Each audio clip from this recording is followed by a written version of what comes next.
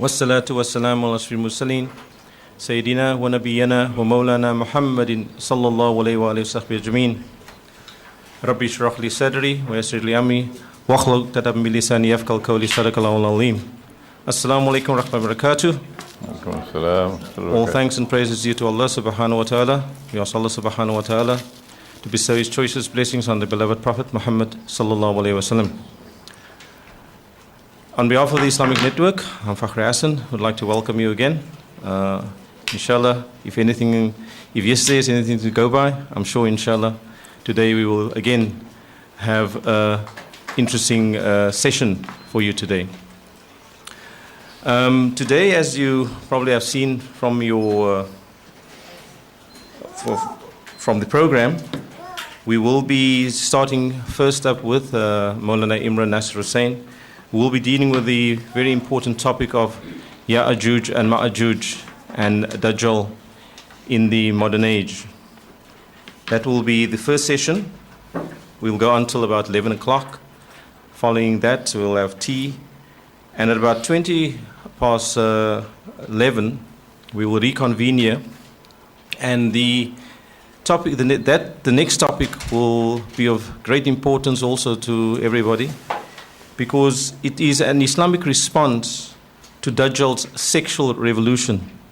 I think something that not just we in this country, but in many countries across the world, this is an issue that is being hotly debated at the moment. That will take us, the Q&A, that will take us up to Dhuhr. And after Dhuhr, we will reconvene here, well, lunch, of course, very importantly. By the way, it's chicken biryani and curry today. So, and we will then reconvene here after lunch for a Q&A, a very important Q&A and discussion on the issues that has been that the seminar has focused on. So, inshallah, we're looking forward to a very exciting day. Just one or two aspects that I need to inform you about. This seminar is being live streamed on www.imranhussain.org, and you can also find much of the information on the Facebook page Imran Hussain. One or two others.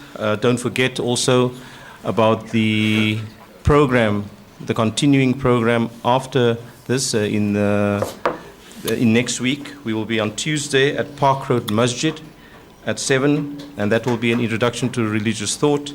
And on Thursday at Brooklyn Masjid, confronting sectarianism as well as Surah Kaf, focusing on the Shia-Sunni debate. So inshallah, let's commence with the program. I'm sure if we can focus as a preface to Maulana's talk, that the hadith where the Nabi Muhammad says that, where it's reflected that when the first of them passed the Sea of Galilee, they started drinking from the water of Galilee. And when the last of them passed, they said there was once water here. And I think that kind of frames the context of what we're talking about, because today what is happening in the Holy Land is precisely based on the very topic that we are about to hear. So Maulana Imran Hussain, please proceed with your talk, inshallah. نحمده ونصلي على رسوله الكريم. بسم الله الرحمن الرحيم. There are two people I have never met so far, so I don't know about them. One is named Facebook, and the other is named Twitter. So when I hear these words, they sound strange to me. I understand you have to get on Facebook. I don't know why under or by side. You have to be on Facebook. And they count how many people you have with you on Facebook and so on. So you can look at it, but I don't have interest in that.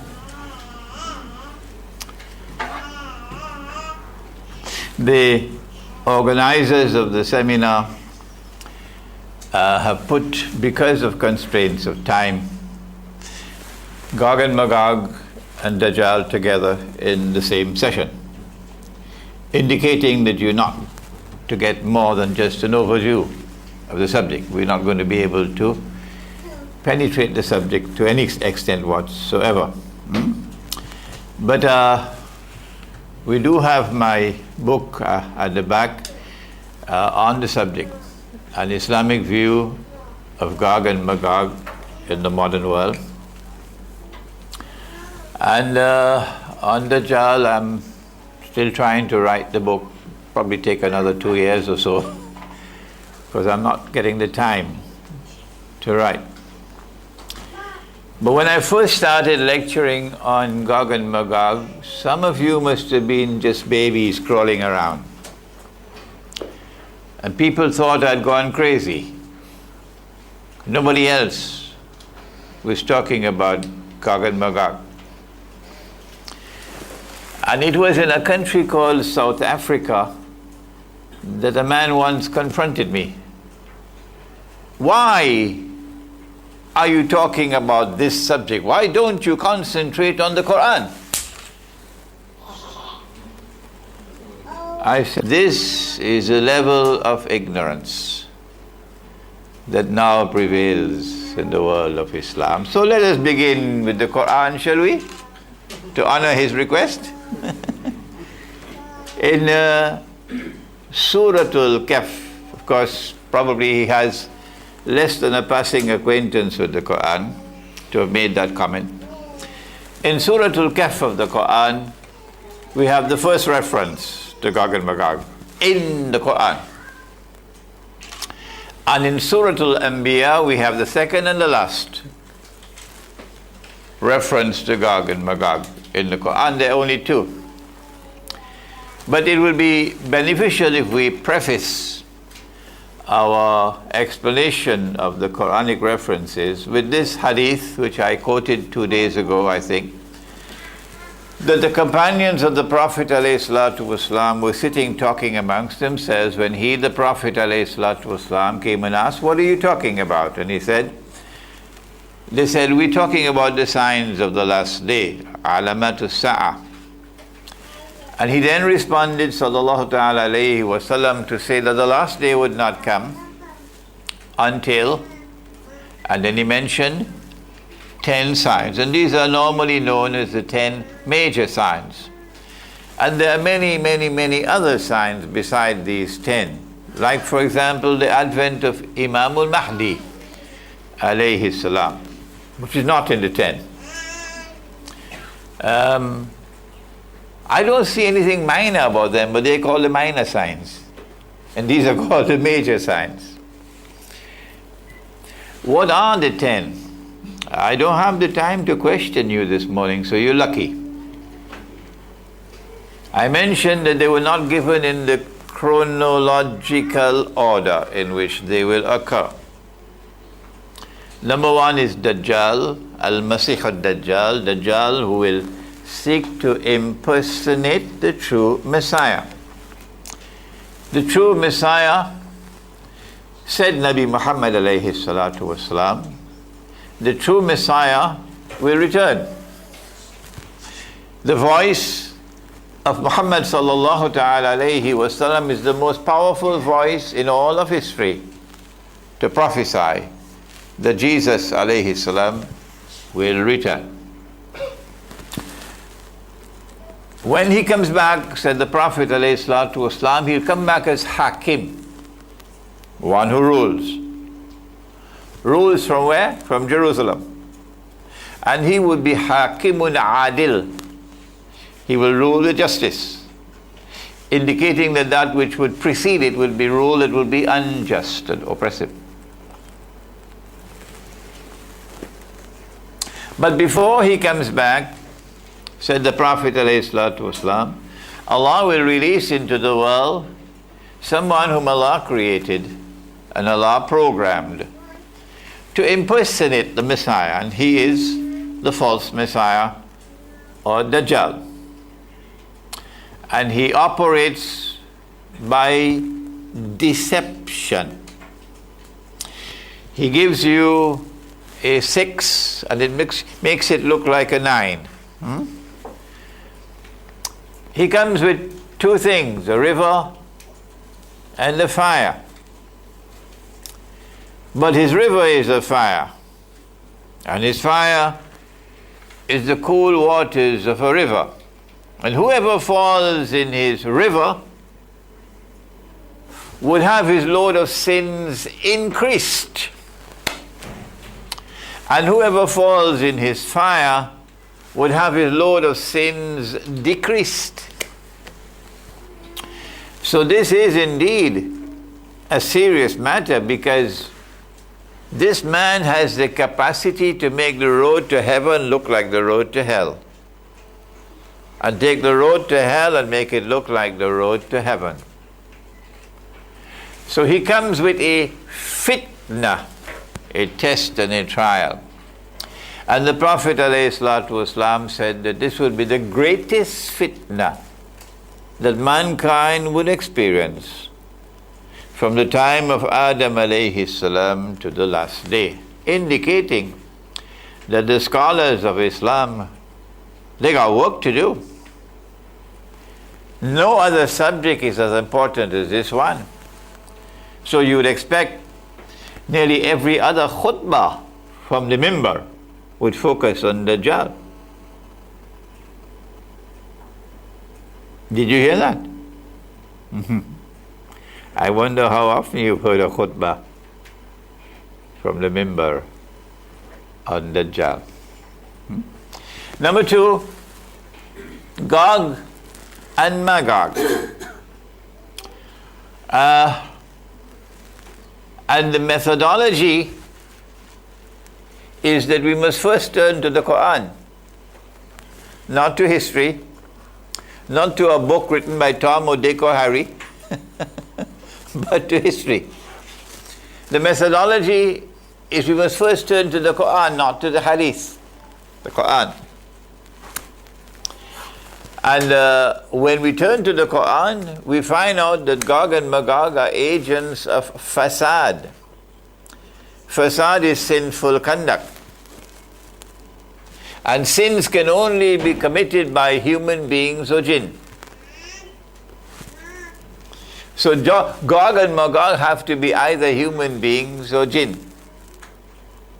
But when we study the literature, the Quran first and the Ahadith second, we find out they can't be jinn.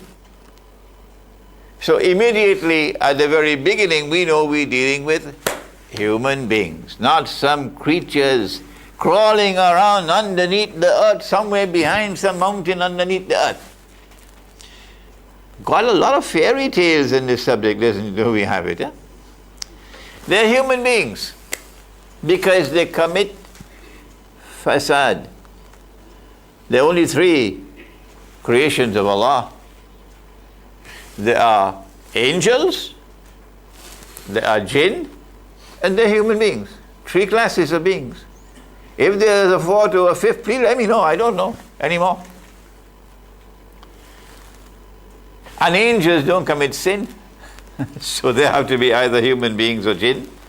And when we eliminate the jinn, we are left with only human beings. That's the beauty of utilizing the methodology of going first to the Quran. And then there is the third one, that the son of Mary will descend, the return of Nabi Isa alayhi salam, the true Messiah. Number 4, Dukhan or smoke. Number 5, Dabbatul Ard, or the beast or creature of the land. And it appears to be Ardul Muqaddasa, the Holy Land, and Allah knows best. Number 6, that the sun would rise from the west. Number 7, 8, and 9. 3, Khusuf, plural of Khas. And a Khas is an earthquake which results in a sinking down of the earth. The earth sinks down and swallows what it swallows.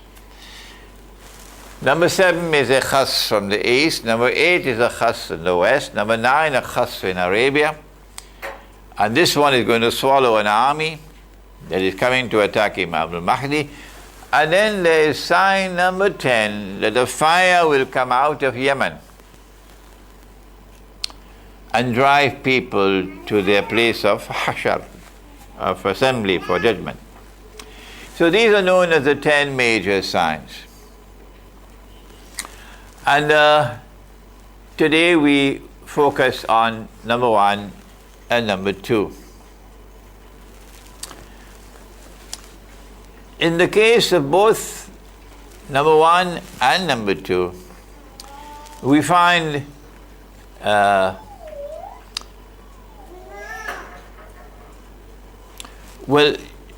there is no direct reference to Dajjal in the Quran, but most certainly indirect references. But in the case of Gog and Magog, I said there were 2.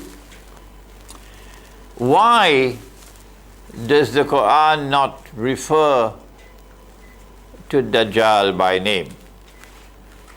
Number 1, because we don't know his name. This is not his name. This is just a term by which he is described, Al-Masih al-Dajjal. So why does the Quran not refer to him, whatever be his name? It appears to me, and Allah knows best, that the divine intent, the divine wisdom, is to keep a cover over this subject in order to keep them guessing. You will recall that the Quraysh did not know how to judge the claim of one who was born in their midst, who grew up in their midst, and who impressed them with his character to such an extent that they gave him the title Al-Amin. We have an Amin here in the gathering today as well. Al-Amin, the trustworthy one. And lo and behold, when he reaches the age of 40, he announces that Allah has appointed him as a prophet, a Nabi. Nabi is the one who prophesies. Rasul is the messenger of Allah. He is a Nabi, Nabi Muhammad alayhi salatu wasalam, like unto Ibrahim alayhi salam, and all the Arabs knew him.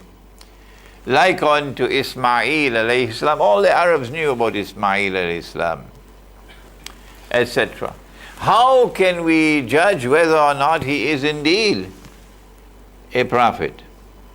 So they sent a delegation to Yathrib, now called Medina, to the Jews, because the Jews have always had prophets. The rabbis responded and said, ask him these 3 questions which only a prophet can answer. Question 1, ask him about the story of the young man in the cave. Question 2, ask him about the great traveler who traveled to the 2 ends of the earth. And question 3, ask him about the ruh. We don't have the time to analyze these 3 questions and the answers now. But in my book, Surah Al-Kahf in the Modern Age, you will find an analysis of all these 3 questions and the answers. And in that analysis, we found that the target, the real target of question 1 was Dajjal. They wanted to know whether he knew about Dajjal. The real target of question 2 was Gog and Magog. And question 3 was a diversion to seek to divert his attention, cunningly crafted. And the Quran responded. Question 3, Allah repeated the question before answering it. وَيَسْأَلُونَكَ عَنِ الرُّوحِ. And they question thee, O Muhammad alayhi salatu wasalam, about the ruh. Remember, nothing happens by accident in the Quran. Nothing happened by accident. Question 2, Allah answered it. But He first repeated the question before He answered it. وَيَسْأَلُونَكَ عَنْ ذِي الْقَرْنَيْنِ. And they question thee about Dhul Qarnayn. But in answering question 1, Allah subhanahu wa ta'ala did not repeat the question. Why? This is in addition to what we mentioned earlier, that there is no direct reference to Dajjal in the Quran. Why not? Here is additional evidence of a divine intent, the work of the divine wisdom to put a cover over this subject about Dajjal, to keep them guessing. But concerning Gog and Magog, the Quran addresses the subject. And in Surah Al-Kahf, the second question is answered about the great traveler who traveled to the two ends of the earth. That's all that they ask about. The first journey and the second. But in answering the question, Allah went on to speak about the third journey, because He knew that is the real target of the question. And then in the third journey, we are introduced to Gog and Magog. In dealing with the subject, we need to address number 1, identity. Who are Gog and Magog? Number 2, what is their mission? Number 3, what is their destiny? What is their end? How will they end? And number 4, what is the nature of the relationship between Gog and Magog and Dajjal? That's your homework. Those of you who have a passion for knowledge, those of you who have a restlessness in your heart, that they may hunger over a Mercedes-Benz motor car. I'll live for it, I'll die for it. And these may be hungering over a job and a house in a high status area. But me, my heart hungers for knowledge. We do not have the time to focus attention on identity as to who are Gog and Magog. But we would confine ourselves to mentioning that they are human beings, as we mentioned earlier. And there is a geographical location that can easily be identified. And it has to be in the region of the Caucasus Mountains, with Russia on that side, and the road to Jerusalem on this side. There is a hint as big as the Table Mountains in the Quran that when Zulkarnain traveled in the direction of the setting of the sun, remember, he has to be north of the Holy Land. How did he come to that conclusion? That he has to be north of the Holy Land. We came to that conclusion because of the hadith that Fakhri mentioned at the beginning, that when Gog and Magog are released, the first of them will pass by the Sea of Galilee on their way to where? Detroit? on their way to Jerusalem, to Baitul. The hadith does not mention Jerusalem, it says Baitul Maqdis. And the Sea of Galilee is north of Jerusalem. So you've got to be coming from the north to pass by the Sea of Galilee on your way to Jerusalem. That's how we came to the conclusion. So we're looking at a territory north of the Holy Land. And when he travels in the direction of the setting of the sun, he comes across a body of water. There are only two bodies of water to the left, on the west, when you're going north. The two are, I hope you did some geography, the two are the Mediterranean Sea, and then north of the Mediterranean Sea is another sea called the Black Sea. The Black Sea. And the Quran describes this body of water as Aynun Hamiyah, dark and murky, indicating that visibility under the water is small.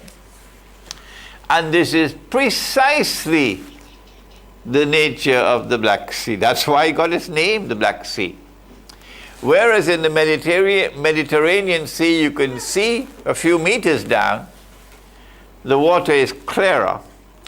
The Black Sea has so much, I think it's called algae, that you can only see a meter or so underneath. And so, the commentator of the Quran, Ibn Kathir, like so many others at the beginning of Islam, had no doubt in their mind that when the Quran spoke of Aynun Hamiyah, it was referring to the Black Sea. And then he traveled in the direction of the rising of the sun, and there had to be a spot where he had to stop to watch the sun rising. There's another sea out there, and that's which sea is it? Caspian Sea. And I do wish we had enough time to dwell on the subject because it's so fascinating. And in between, he goes north and he comes across the pass between the mountains. And that's the Caucasus Mountains. And it is in this pass between the mountains that he builds the barrier. The people who were located there were a people لا يفقهون قولا لا يكادون يفقهون قولا. You could not understand their language. In other words, they did not speak a language that was in any way similar to the languages of that region. They did not speak a language which bore any similarity to the languages of that region. And that is precisely the characteristic of the Georgian language.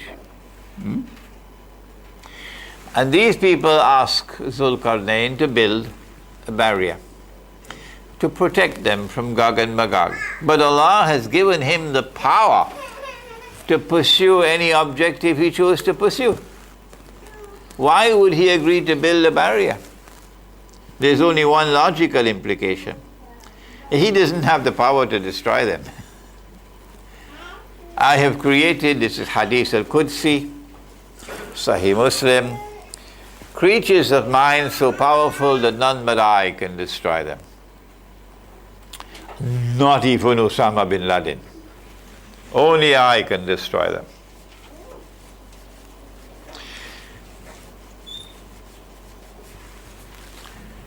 And he builds, they ask him to build a sad.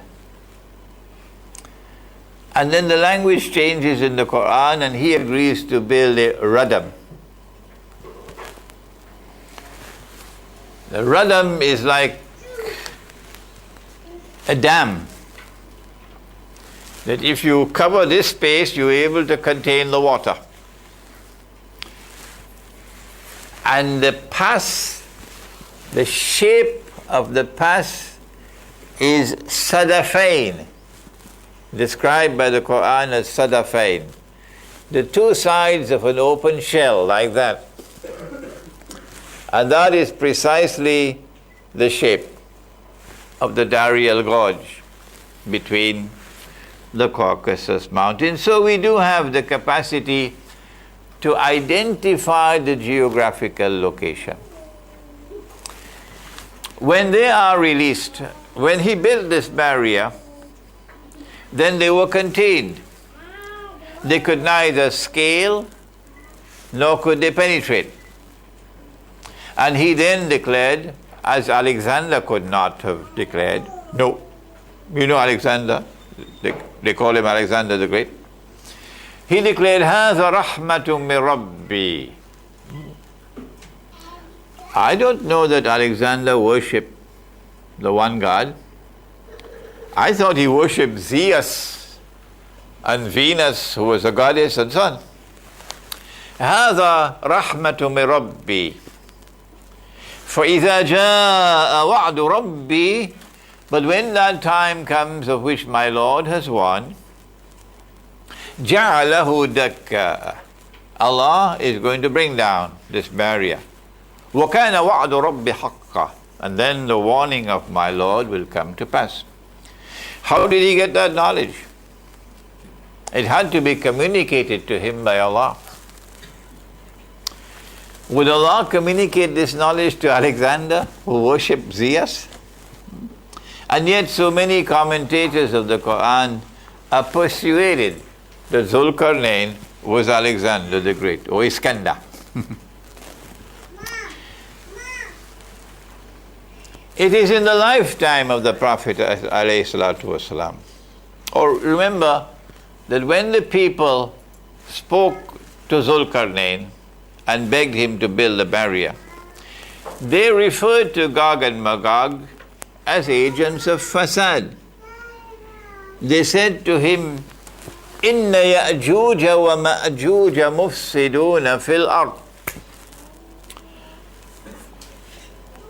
We have one here who has come from Netherlands but born in Morocco, and every email I get from that part of the world refer to them as Juj and Majuj.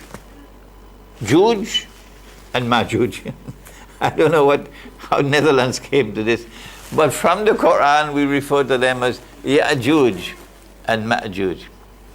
And the scholars of language, semantics, would have a lot to say about the construction. Ya'juj and Ma'juj, the active tense and the passive tense and so on. Inna Ya'juj wa Ma'juj mufsiduna fil ard. That these are creatures, people who commit fasad. And fasad is so terrible a sin, it's a crime. It's like stealing. It's like committing fornication and adultery. There are some sins that are not punished here. They're punished there. But there are others which are punished here and there. And fasad is the crown of them all. For fasad, the punishment at its highest level is cut off the hands and legs from opposite sides and crucify them. And of course you know, don't you, that if you crucify somebody and after you take down his body, he picks up his suitcase and he walks away. Has he been crucified? Answer me. Huh? Has he been crucified? No, not according to the Quran. According to the Quran, crucifixion must result in death. Then it is crucifixion. And what is death in the Quran? Death in the Quran is maut. And maut in the technical sense of the word, not in the poetic sense of the word. You know, I saw that event and I died. And you're talking about it, you're still alive, huh? We're not talking about death in the poetic sense of the word. We're talking about death in the technical sense of the word. Maut in the Quran is when Allah takes the soul and does not return it. And does not return it. In Surah Al-Zumar, Allah يتوفى الأنفس حين موتها والتي لم تمت في منامها. Allah takes the soul when you are awake, and for those whose souls are not taken while they are awake, Allah takes their souls while they are asleep. فَيُمْسِكُ الَّتِي قَضَى عَلَيْهَا الْمَوْتِ. And then, what are the words which come after that? وَيُرْسِلُ الْأُخْرَى إِلَى أَجَلٍ مُسَمَّى. Having taken the souls while we are asleep, Allah then keeps those souls for whom maut is written. And the rest, He sends them back for a prescribed period of time. So that's not maut. If He took your soul and sent it back, that's not maut. Maut is only when He takes your soul and does not return it. So Gog and Magog are creatures who commit fasad, and the punishment for fasad is the greatest in the Quran. Cut off the hands and legs from opposite sides and crucify them. So now you know the definition of crucified. So when the Quran says, وَمَا قَتَلُوهُ وَمَا صَلَبُوهُ, they did not kill him, nor did they crucify him. You know the meaning of those words now. Okay. When the barrier was built, the world was safe from Gog and Magog. But the warning given by Zulkarnain is that one day Allah is going to bring down this barrier. And when He does, then mankind is going to face Gog and Magog. Gog and Magog have a special mission and a general mission when they are released. The special target of Gog and Magog is Jerusalem, Baitul Maqdis, because they're leaving where they're released and heading past the Sea of Galilee on the way to Jerusalem. But Gog and Magog also, and that of course spells disaster for Israel. But Gog and Magog also have a general target, and that's all of mankind. All of mankind. Amongst the things that they do, the fasad, is that they corrupt the economy. That's what the banking system has done through riba. They corrupt money. That's what the monetary system has done with this bogus and fraudulent and utterly haram paper, plastic, and now electronic money. They corrupt sports and entertainment long ago. Cricket and football and so on used to be entertaining games. But look what is happening now to what used to be a game, sports and entertainment. Look at how it's being corrupted. Athletics used to be fun. Now look at how it's being corrupted. Ever heard about FIFA? And all the bribes and so on? They corrupt agriculture. And as a consequence of the corruption of agriculture, you're now eating garbage from the supermarkets. They corrupt the air that we breathe. In consequences of the corruption of the air, the environment, the atmosphere, the production of honey is now in decline around the world. And tomorrow, no more honey. And Allah created honey as shifa.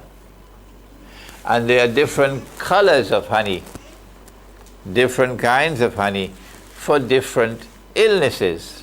Shifa. But why is honey production declining? Why? Because the bees can't navigate anymore. Because of, I don't know whether if you've ever seen it, something called a cell phone. Cell phone? Yeah. Cellular phone. And wireless internet and so on. And because of these electronic waves, we probably have some engineers, electrical engineers present here, who know the subject better than me. The bees can no longer navigate. And then they also corrupt the seed with something called genetically modified seeds. So the genetic composition of the seed, which was divinely programmed, is now changed and altered, and the bee will not go to that flower. So there's universal fasad around the world. But the greatest fasad of all is that fasad which corrupts the deen, corrupts our religious beliefs, our faith. For example, this one is going to frighten you. I shouldn't tell you before lunchtime. Once upon a time, we used to perform wudu. Once upon a time, in our grandfather's time, we used to perform something called wudu. And we knew how important wudu was because the Prophet said, Al-wudu'u miftahu salat. Wudu is the key to salat. And as-salatu miftahul jannah. And salat is the key to Jannah. And he also said, of course, that the Ummah is going to be divided into 73 sects and only one to Jannah. Well, if you want to know which one is to Jannah, just go to look and see where they're performing wudu. And you'll see which one is going to Jannah. Because the wudu that the Prophet gave us, alayhi salatu wasalam, can be performed with about half of this hat filled with water. That's a mud of water. About half of this is enough. And the first act of wudu is to raise the container and wash the right hand. Why? Because the right hand is a cup. You're going to dip with this cup. And in the ghurfa, the Quran refers to it as ghurfa, of the hand, that's the amount of water to be used in wudu. Have you ever seen anybody open the tap, full the ghurfa, close the tap, wash, open the tap, full the ghurfa, close the tap, wash? Have you ever seen anybody do that? Now that we have the faucet, the tap. How come you're so silent this morning?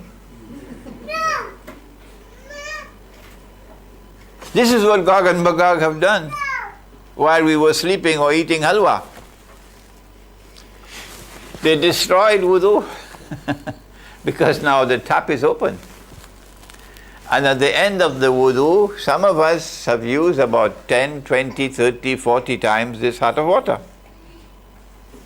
Yeah. A man was performing wudu and the Prophet ﷺ passed and asked, what is the explanation for that israf? Why are you using so much water? The man asked, O Messenger of Allah, is there such a thing as waste in water, in wudu? Yes, said the Prophet ﷺ. Even if you have a running stream of water before you, no shortage of water, still do not exceed the limit. That is the one. Islam came from him. And now when we perform wudu, it's not only that we exceed by many times the limit of water, but other than that, you can also watch. I invite you, go to the place where people are performing wudu and watch and carry a handkerchief to wipe your tears when you see what Gog and Magog have done. Because they will open the tap and they're washing their face and the tap is still running. Yeah, the tap is still running, still flowing. And at the end of the wudu, if there was any water left in the container, he would drink it. Or the companions would rush, they want that water to take it and rub over their bodies and stuff. Gog and Magog destroy religion. They are an essentially godless people. And at the end of the day, they're going to create godlessness in the world. The Prophet sallallahu ta'ala alayhi wasallam gave us the 4 ahadith in Sahih Bukhari, 4, that on Qiyamah Allah subhanahu wa ta'ala will speak to Adam alayhi salam and ask him to take out or separate the people for Jahannam. And Adam alayhi salam will ask, how many are there, O Allah? And Allah subhanahu wa ta'ala will reply and say, out of every 1,000, take 999 for Jahannam. The companions of the Prophet ﷺ were terrified. But we are not terrified once we have a nice pizza, hot pizza with Coca-Cola to eat. Terror has left our hearts now. We are called the comfort zone. Terror has departed from our hearts. But they were terrified. And he looked at them and smiled and he said, the one for Jannah would be from you. And then he went on to say that the 999 would all be Ahlu Ya'juj wa Ma'juj. Indicating that in Akhirus Zamaan, a global society will emerge. This is not too difficult to think out from this hadith. This elementary thinking that in Akhirus Zamaan, the implications of 999 is Ahlu Ya'juj and Ma'juj. That a global society is going to emerge. You may wish to call it globalization. And that global society is going to embrace all of mankind. All of mankind. Except those who truly and faithfully and sincerely follow the Sunnah. A global society which takes a step, and every step it takes is a departure from the Sunnah. So you got to make your choice. Either you follow Muhammad alayhi salatu wasalam, in which case you're going to be out of step with the dunya. You're going to be like a square peg in a round hole. All of mankind are going to target you. All of mankind are going to laugh at you. You're going to be left behind while the world goes its merry way. A global society is going to emerge in which all of mankind are going to live the same way, eat the same food. McDonald's hamburgers, Kentucky Fried Chicken. Anywhere you go now, even if you go to perform Hajj, I am told, Kentucky Fried Chicken. Yeah? All of mankind are going to wear the same clothes. I don't know whether it's reached to Cape Town as yet, something called, now don't get angry with me, something called blue jeans. You know they're performing, they're going to wage Hajj now in blue jeans? La hawla wa la quwwata.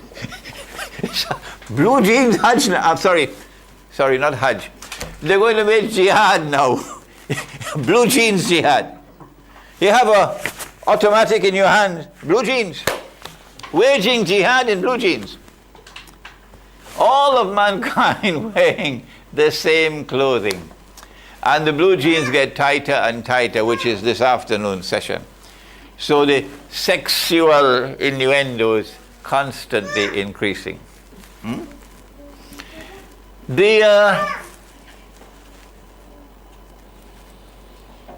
Prophet said, of course this hadith has now been put in a place called cold storage. Nobody dares to take it out of the cold storage chamber now. Nobody dares it. It's there permanently in the cold storage. Which hadith? It's Sahih Muslim. So therefore Sahih. That the woman must stay in sajda longer than the men. Some people never ever heard that. And they've done the course in Usuluddin. Yes. If you have a handkerchief, you should take it to wipe your tears. That when women go down in sajda, they must stay longer than the men. Well, obviously, it's not talking about a woman performing her salat in her bedroom. No. If women have to remain longer than the men, they have to be in the masjid. Are they in the masjid today? How many masajid today have now I'm not talking about a temporary suspension, which is perfectly legitimate in a condition of insecurity. A perfectly legitimate cause to tell the woman to remain at home. Don't come to the masjid. Why? Because of conditions of insecurity. But who has the authority to permanently declare, permanently, you're not allowed in the masjid? You're going to have to answer for that on Judgment Day. So in order for women to stay longer than men in sajda, they got to be praying together with men. That's elementary logic, isn't it? Now you see why this hadith is in cold storage and nobody dares to take it out of the cold storage? Why would women want to have to stay longer in sajda than men? Why? He gave the answer. He said some of the men may not have enough cloth to cover themselves properly. And if a woman were to raise her head too soon, it would be an unwelcome sight. So was there a shortage of wood? Couldn't they build a barrier? Was there a shortage of cloth? Couldn't they put a screen? Could we not have improved the religion? From the religion that Muhammad ﷺ left, could we not improve that religion? And put a screen? After all, we could do a better job than he did, can't we? Ah, yes. Gog and Magog, corrupting the deen. The Prophet ﷺ never put any screen between the men and the women. He could have if he wanted, but he did not. But some of us are more intelligent than him. He could have put a barrier if he wanted. He did not. And so there was nothing, no barrier between the men and the women. The men were the front and the women were the back. That is why if a woman raised her head too soon, it would be an unwelcome sight. I know I'm offending some people because they are better than the Prophet. They have a better religion than the one he gave. I know I'm offending them. But I thank Allah who gave me the courage to speak this. This is the religion that the Prophet left. And one day, the women are going to launch a counter-revolution. And one day you're going to have a woman on the mimbar and she's going to give the khutbah. And she's going to lead the salat.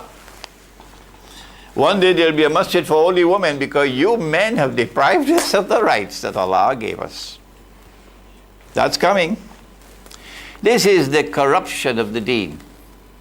And I can go on to so many more things where Gog and Magog are corrupting. But the crux of it all here is that with Gog and Magog you have the emergence of a global society which is essentially godless and corrupt and decadent, which relentlessly pursues the embrace of all of mankind.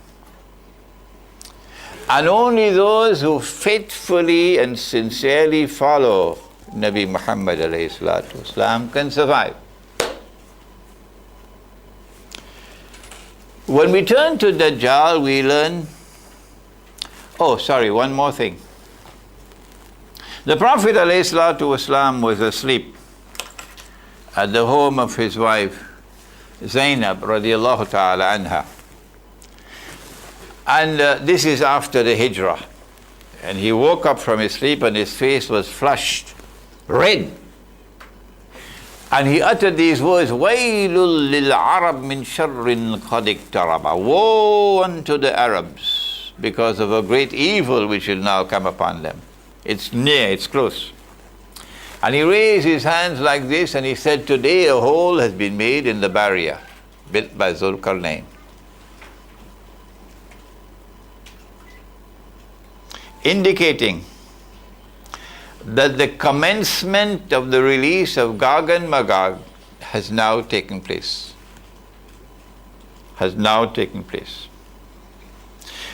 فَإِذَا جَاءَ وَعْدُ الْآخِرَةِ جِئْنَا بِكُمْ لَفِيفًا. Sorry, not that one. فَإِذَا جَاءَ وَعْدُ الْآخِرَةِ he brings down the barrier. It becomes جَعَلَهُ دَكَّةً. Allah is going to bring down the barrier. This now occurs. If you say that Gog and Magog have not been released, the implication is that the barrier is still standing. If you say that Gog and Magog have not as yet been released, and this barrier is made of Zubarul Hadid, blocks of iron, then there is something called Google Earth. You can search the whole earth from your sitting room with your computer.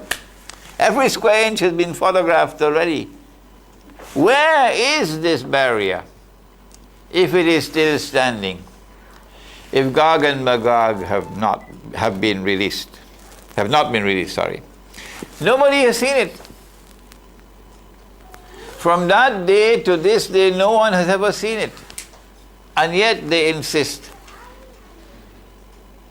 that Gog and Magog have not been released. Pathetic is this scholarship. Pathetic. The end of Gog and Magog, of course, is related to Jerusalem because they're heading to Jerusalem. And they're destroying what is left of the Jewish faith and taking the Jews for a ride.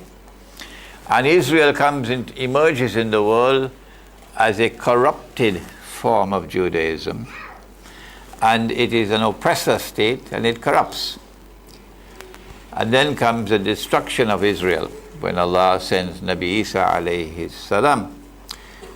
There is one hadith, only one solitary hadith, that after Nabi Isa alayhi salam returns, he's going to kill Dajjal.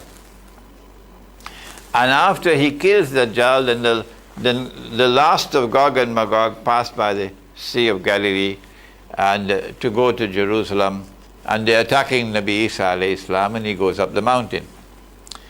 And then he prays to Allah to destroy them, and then Allah sends these prehistoric birds, which means global warming can release eggs which are in the ice. And then a worm attacks them at the back of their neck, or a virus, and they fall down and they are paralyzed. By next morning they're all dead. And then these birds come and pick up their bodies and take them away and throw them and dump them where Allah ordains that they be done. Dump. This hadith has been used by the world of Islamic scholarship out there to convincingly declare, smugly declare, confidently declare that Gog and Magog will not be released until after Dajjal has been killed.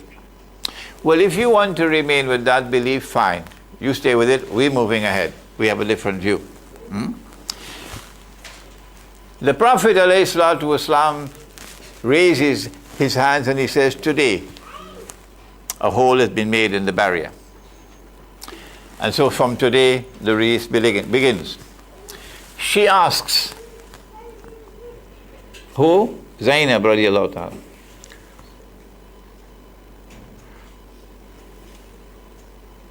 Sheikh Ali Mustafa, how do you pronounce this word? Nahluka wa fina salihun. Halaka anahluka wa fina salihun. What about our brothers from Saudi Arabia? How we pronounce this? Anahluka wa fina salihun. Will we be destroyed? And amongst us there are those who are righteous. Anahluka wa fina salihun. He said, Na'am. Yes, you will be destroyed, the Arabs. When? إِذَا كَثُرَ الْخَبَثِ. When khabas prevails in the world. The scum. Khabas could also mean filth. But I like the word scum. When the scum prevails in the world, at that time the destruction of the Arabs will come from the hands of Gog and Magog. What scum is he talking about? إِذَا كَثُرَ الْخَبَثِ. The scum. Well, there is scum in a lot of scum in politics, huh?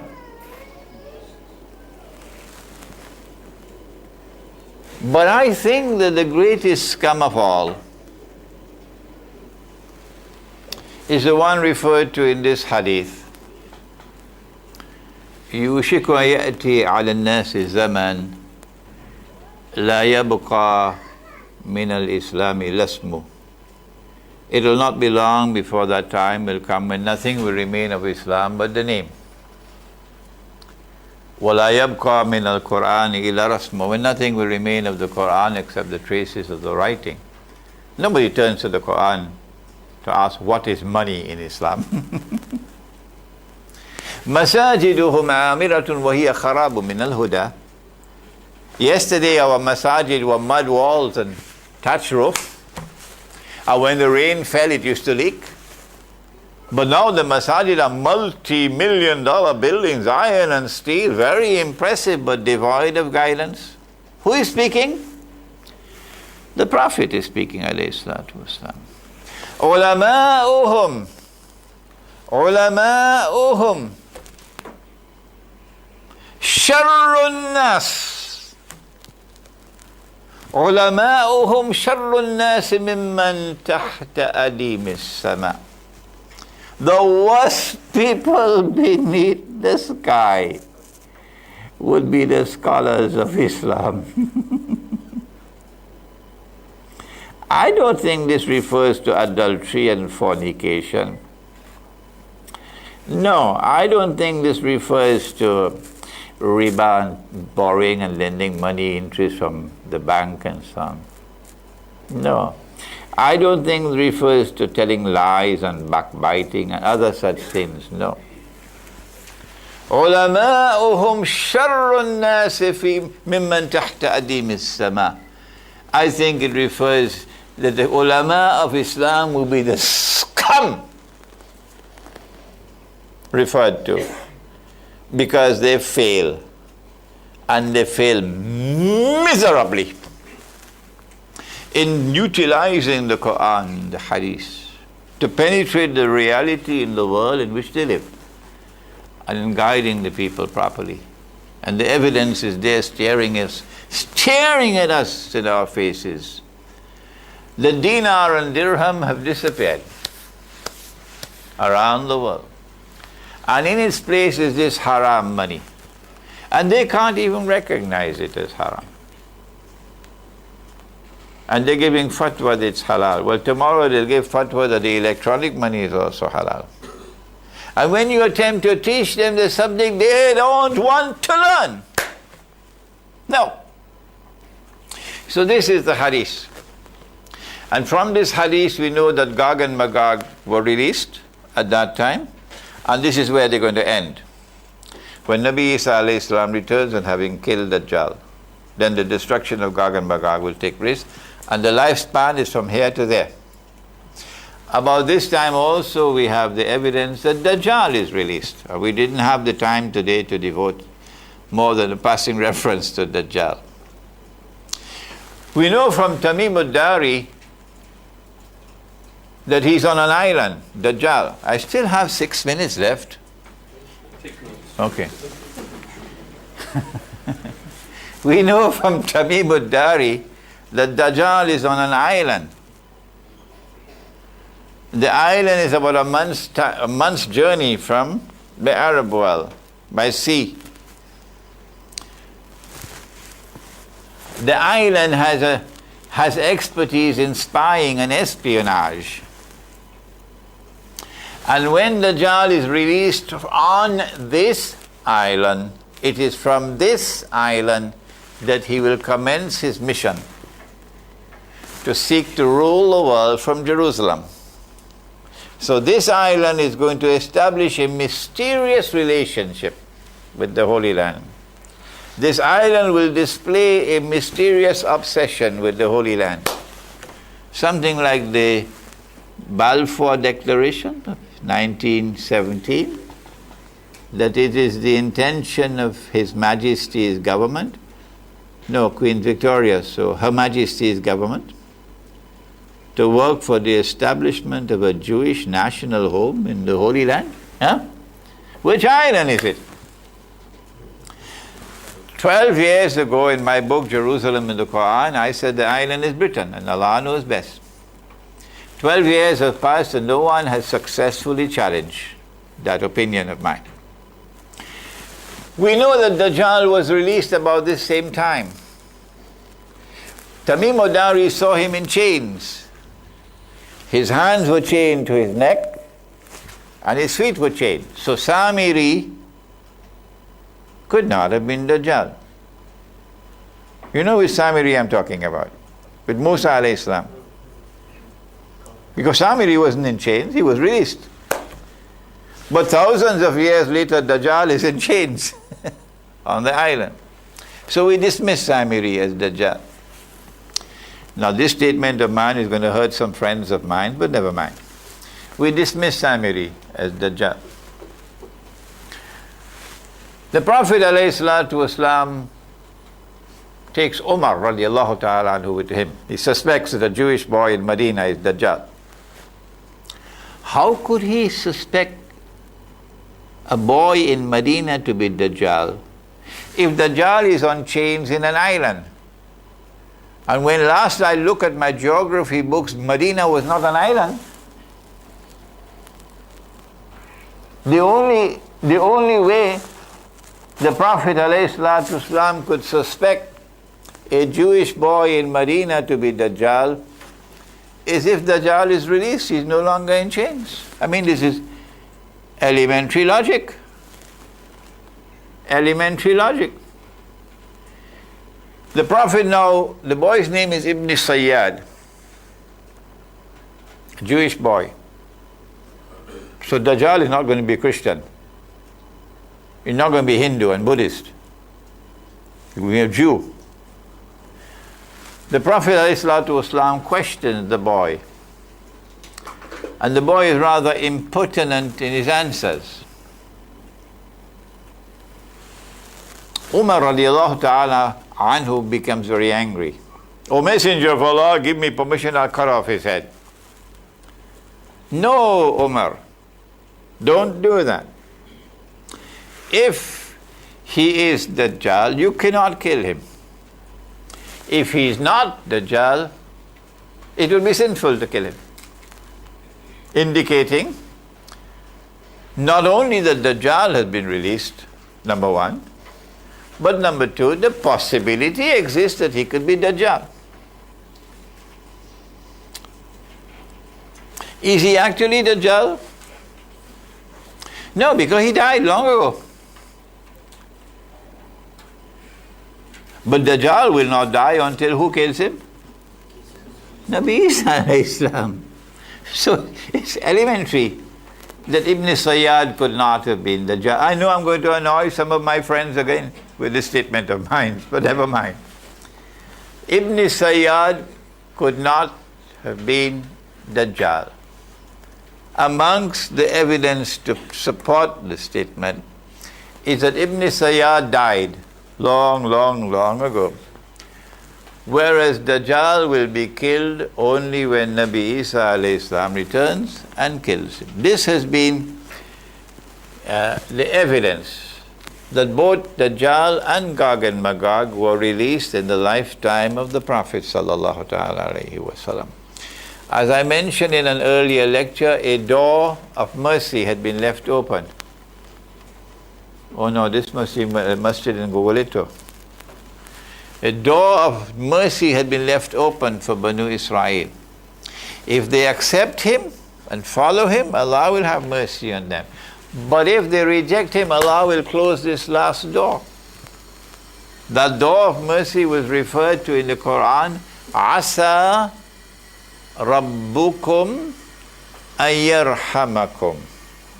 It is still possible that your Lord can have mercy on you. When they did reject him, and they're now conspiring to destroy Islam, then Allah subhanahu wa ta'ala closed the door to mercy. And Qiyamah commenced. He changed the Qibla.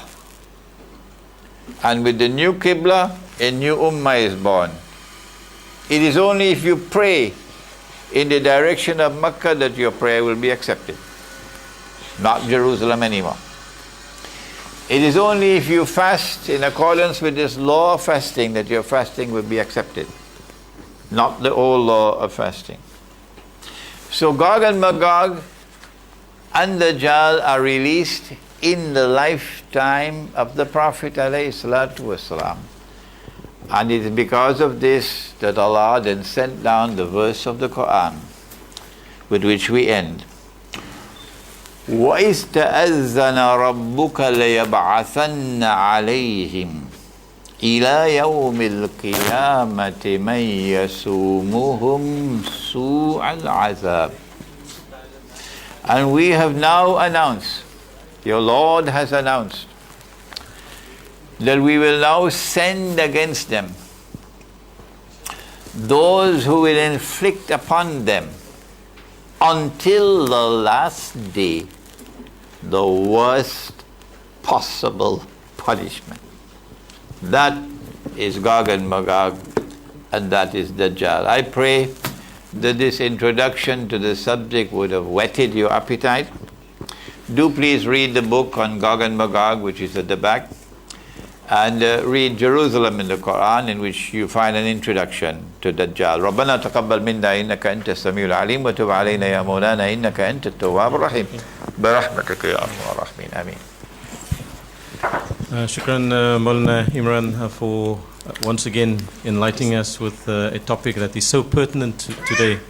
And indeed, I want to echo your sentiments and I'm sure I'm not taking liberties here, that in terms of the scholarship today, the ulama, which you call your critics, today a straight word has to be spoken, because in the world that we live in today, the time has come where a straight word and the truth must be spoken boldly. And I thank you for that, inshallah. As per the format, it's now open for questions. You could, again, let me reiterate, for those who have not been here before, we would prefer, of course, that you do speak and state your question verbally over the mic, which will come around. I think Muhammad will bring it around. Oh, Ramiz is there. So you can just indicate and Ramiz will bring the mic around. For those, of course, who is a bit shy, you can send forward a written and I will then repeat the question. There's also questions from the international community. We will start off with the floor. Is there any question from the floor? No questions from the floor? Then we can, in fact, proceed. Is there? Okay, I'll refer from the floor here in front. Just if you can just put up your hand, and if you can just state your name, please, and then proceed with the question. My name is Yusuf. I just have a question. Maulana spoke about how today some people think that they are more intelligent than the Prophet ﷺ by making changes to the religion because they think it would be better for the religion. I just want to know what his response is to people who speak about good bid'ahs, like the English khutbah on a Friday and stuff like that. Like, where do we draw the line on changes that are made to the religion that's good and that's bad? Because some people will state that the screen between men and women is for the Muslim Ummah's benefit. So I'd just like some clarity on that, inshallah. We will take, as per before, we'll take 3 questions and then in the session, and then proceed with the answers. We'll take one. Proceed. Can I get a sheet of paper, please? Take notes. Yeah, that's fine. The screen between men and women and khutbah in English. And bid'ah hasana. And bid'ah hasana. Well, that's 3 questions in one.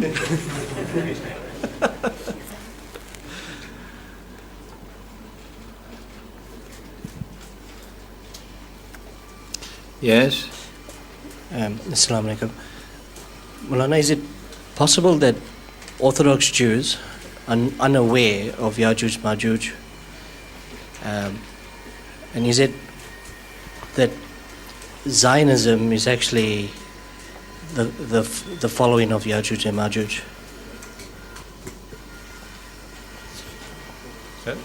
And then we'll take one of the Fakhi, question from the international.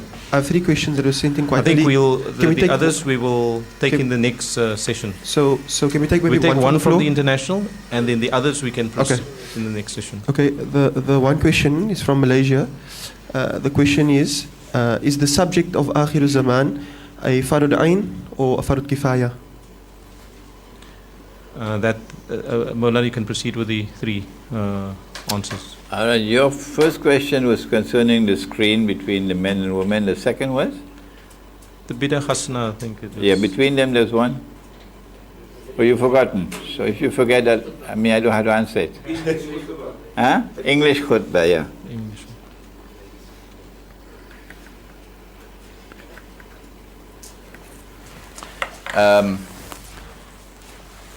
My duty is to simply present to you the Islam which has come from Allah and His Messenger. What you do with it is your business. And I have presented to you the evidence that the Islam which has come from Allah and His Messenger is one in which there was no screen between men and women in the masjid. Full stop. I don't have to do anything beyond that. What you do with the religion is for you. When you stand on Judgment Day, and it's going to be very hot, and all the followers of Prophet Muhammad ﷺ go to Al-Kawthar for water. One hadith says, it's hadith al-Qudsi, Allah will command, no water for these people. And another hadith is the Prophet who will say, no water for you. Why, O Messenger of Allah, we are your followers? No, you changed the religion after I left. Well, I think this most stupid, or the stupidest place of all to change the religion is in the masjid. You can't be more stupid than that. The masjid.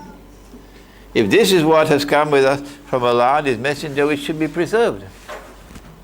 Which brings us to the khutbah. The khutbah should never, ever, ever, ever have been changed from Arabic. Who caused us to change it? Dajjal gave us modern Western civilization, which then sent, because of its new military power, sent its armed forces around the world at the point of a sword to occupy and then colonize and then transform. Particular target is the Muslim world. And when we had been targeted, then Arabic, which was the lingua franca of the world of Islam, the way English today is lingua franca of the world, Arabic, which was the lingua franca of the world of Islam, that you could go to China and you can go in the masjid and you could understand the khutbah. You could go to Congo. You could go to Jakarta. You could go to Lahore. No matter where you went, you could understand the khutbah because it's one language. Now, when I go in Malaysia to the khutbah Jummah, it is in a language called Bahasa. And I have to learn Bahasa to be able to understand the khutbah. Yeah? And I guess you have to learn Chinese to understand the khutbah in Chinese, and you have to learn English to understand the khutbah in English, and you have to learn French, vous pouvez parler français, to understand the khutbah in French, and then you go in Caracas, the khutbah in Spanish, and what have we done to the religion? So in the masjid of the Muslim village, it's better we close down the project. It's better we close down the project. If we have in the masjid other than this arrangement that came to us from Allah's Messenger, the men in the front, the women in the back for salat, no screen in between. You don't like that? You can stay in Johannesburg. Don't bother to come. And number two, that the khutbah is always in Arabic. If we have the permission to give Salatul Jummah, otherwise we'll have to leave the village and go somewhere else for Salatul Jummah. So this is what we plan to do to try to recover what was Islam. Bid'ah Hasana and Bid'ah Sayyi'ah. It is a contentious subject, and there are those who beat the drums of Bid'ah. This is Bid'ah, and that is Bid'ah, and that is Bid'ah, and that is Bid'ah.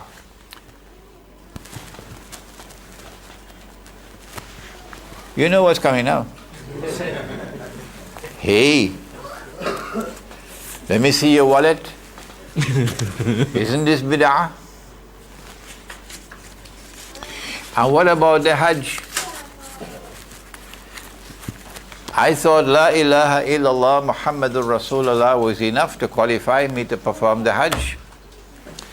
But now I understand I got to apply for something called a Saudi visa. But I never did that for 1400 years, and yet my Hajj was valid. How come I have to apply for a Saudi visa today? Is that not also bid'ah? Etc. So the subject is bigger than the narrow confines that you have put it into. Are Gog and Magog, are the Jews aware of Gog and Magog? They don't talk. They keep everything under wraps, the Gog and Magog people. I mean the Jews. When a Jewish parent in Cape Town takes his son out to the University of Cape Town and sends him to join the Israeli Defense Force to do 2 years or 1 year, killing Palestinians, and he comes back home, they don't have a big celebration and announce it on the Cape Times. No, they do everything very quietly, very quietly, very quietly. So it's difficult for us to know how much they know and how much they do not know. But Allah assures us in the Quran that they plan their plans and He plans His plans. So no, regardless of what planning they have, we know that Allah is the best of all planners. Yeah. Are they Gog and Magog the Zionists? Of course. In my first edition of my book on Gog and Magog, I made a mistake, and I am happy that I made the mistake. so that those who come after me could see that if a scholar makes a mistake, he's only human. This is scholarship.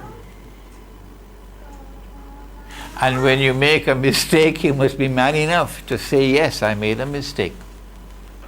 And then correct yourself. That's scholarship. Yeah.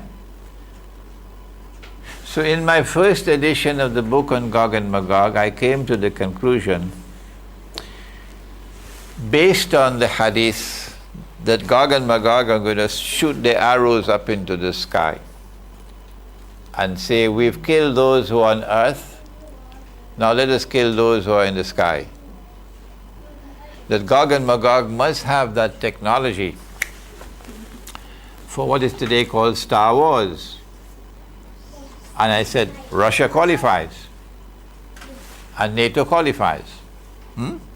So I was led to the conclusion that this is Gog and that's Magog.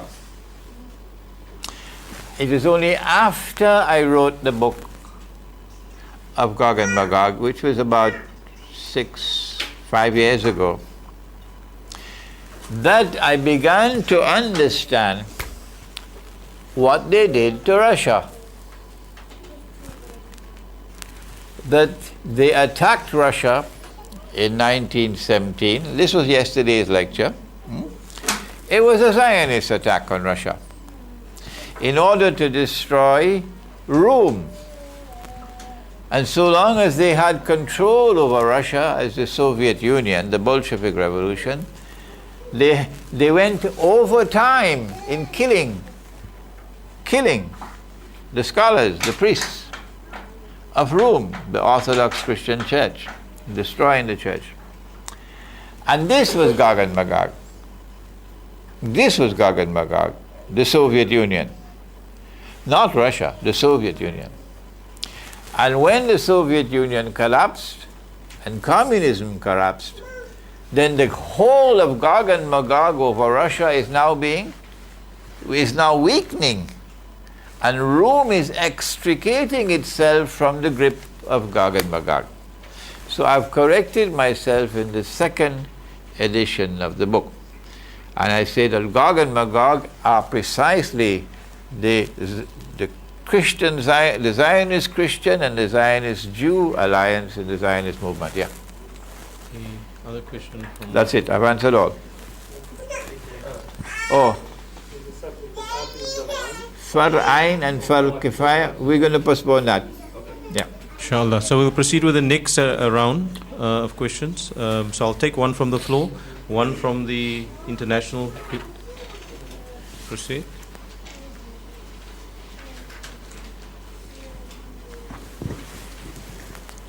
Shukran, Sheikh. Assalamu alaikum, everyone. Abdul Karim here again. You said, or can I call it, one of the problems that we are sitting with today is or some of the ulama who are misguiding us or misleading us. Now, obviously, there are also scholars of Islam. How do we, as a layman, or what is our responsibility to bring them to their senses, and how can we bring them to their senses? I know one of the ways would be, it's actually each and everyone's responsibility to learn the Quran and Sunnah. And then we will be able to see when we are being misled. And obviously most of us, we are not scholars like they are and so on. So what else can we do to ensure that this misleading of the ulama, or some of them, comes to an end? No. Yeah. Quran.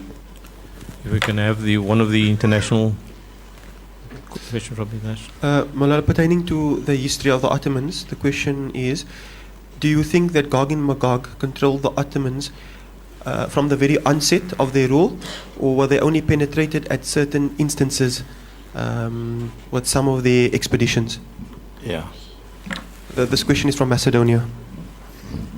Okay, shukran. And then there's one question I'll take from the written editions. According to the hadith, the first 10 verses of Surah Kahf protect us from Dajjal. The question is, how can we practically recite them in this period where Dajjal was already released but not in human being form? I assume, meaning, how can we conduct that on a weekly basis or daily basis? Okay.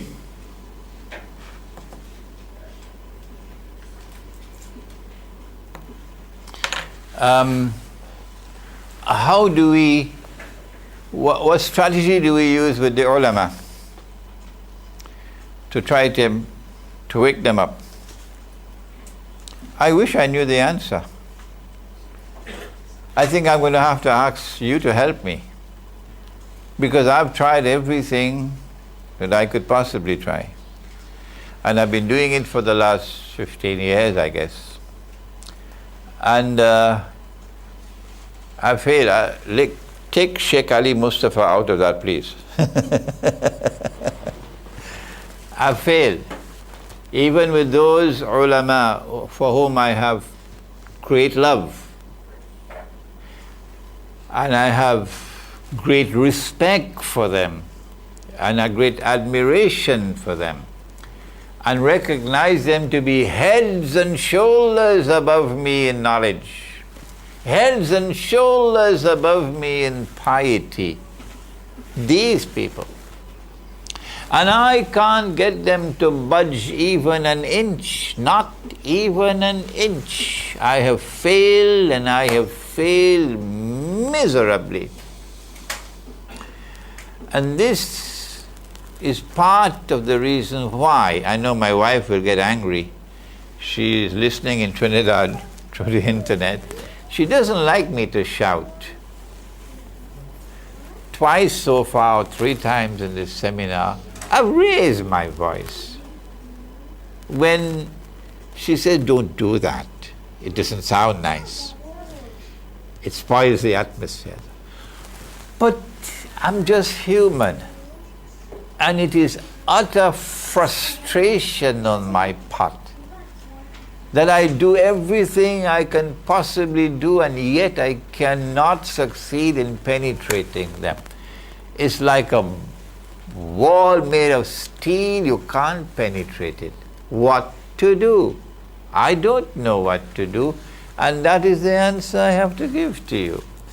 Yes, we can make dua, but in addition to that, if you have a strategy that you can share with me, how do we reach out to the ulama? And do it respectfully, and try to wake them up to the reality of the world in which we live today. But although I have failed, we've not been sitting down and doing nothing. We have this wonderful team here in Cape Town. We are small in numbers, but we are moving ahead, at least in seeking to understand and seeking to teach the reality of the world today. And we've been doing it for years now. And the internet has come to our benefit. This question has come from Macedonia, about the Ottomans. My book on the Caliphate, the Hijaz and the Saudi Wahhabi nation state, which is in its 2nd edition. Who did the cover design for that book? Somebody in Macedonia did it. Huh? This is the beauty of the assistance we get from the internet. I am not at all persuaded that the Ottoman leadership was essentially evil-minded people, and that they deliberately did what they did. No, I don't think so. I have a better opinion of them. I think they were deceived, and they were taken for a ride for 500 years. And if they could be deceived and taken for a ride of 500 years, why is that not possible when we today are being deceived with even a simple thing like wudu? A simple thing like wudu also. So no, I don't have a bad opinion about the intention within the heart of the Ottoman leadership. No. I think that perhaps they were sincere in believing that they were they were doing the work of advancing the mission of Islam. But they were profoundly misguided, and they were taken for a ride. How do we seek protection from Dajjal when Dajjal is not yet in human form, but been released? He's been released, and a day like a year is already completed, and a day like a month is now ending. A day like a week is now commencing. Some people say, Sheikh, it already commenced with 9/11. A day like a week. It's not possible for us to fine-tune and give an exact date. That's not possible. You'll have to say a period of time. That during this period of time, a day like a week ended, and a day like a month ended, and a day like a week commenced. I'm still waiting for the collapse of the US dollar and the demonetization of the US dollar as an essential part of the process of transformation from phase 2 to phase 3. I'm still waiting for great wars to commence as part of the process of transfer of power from phase 2 to phase 3. The Prophet said, recite the first 10 ayat of Surah Al-Kahf and you have protection from the fitna of Dajjal. Do it. Do it. Don't ask, how will the protection come? Because the Quran says about Allah subhanahu wa ta'ala, it says, فَعَالٌ لِمَا يُرِيدُ. He can do whatever He wants to do. He can protect whosoever He wants to protect. So just recite the first 10 ayat. Better to memorize it. So when you reach to immigration, you don't have to take out a paper to start reciting the first 10. Yes. Shukran. Unfortunately, time constraints. We'll have to call. It's 10 past. We'll have to call it quits because of time constraints. So I'm going to thank Maulana Imran for that exposition and the lucid answers. And I hope, inshallah, you have benefited. We ask Allah subhanahu wa ta'ala to protect us, and we pray that the ilm and the knowledge that we acquire here today that be of benefit and to those we pass it on to. So Shukran Jazilan, and we're going to end this session now, and tea is available outside as per yesterday. For those who were not here yesterday, it will be served outside in the quad area. So we reconvene here and at 22. It's only 10 minutes, so half past. Okay, half past 11. We reconvene here promptly. So please be prompt. Shukran. Assalamu alaikum. I need another sheet of paper, please. Yes, we will.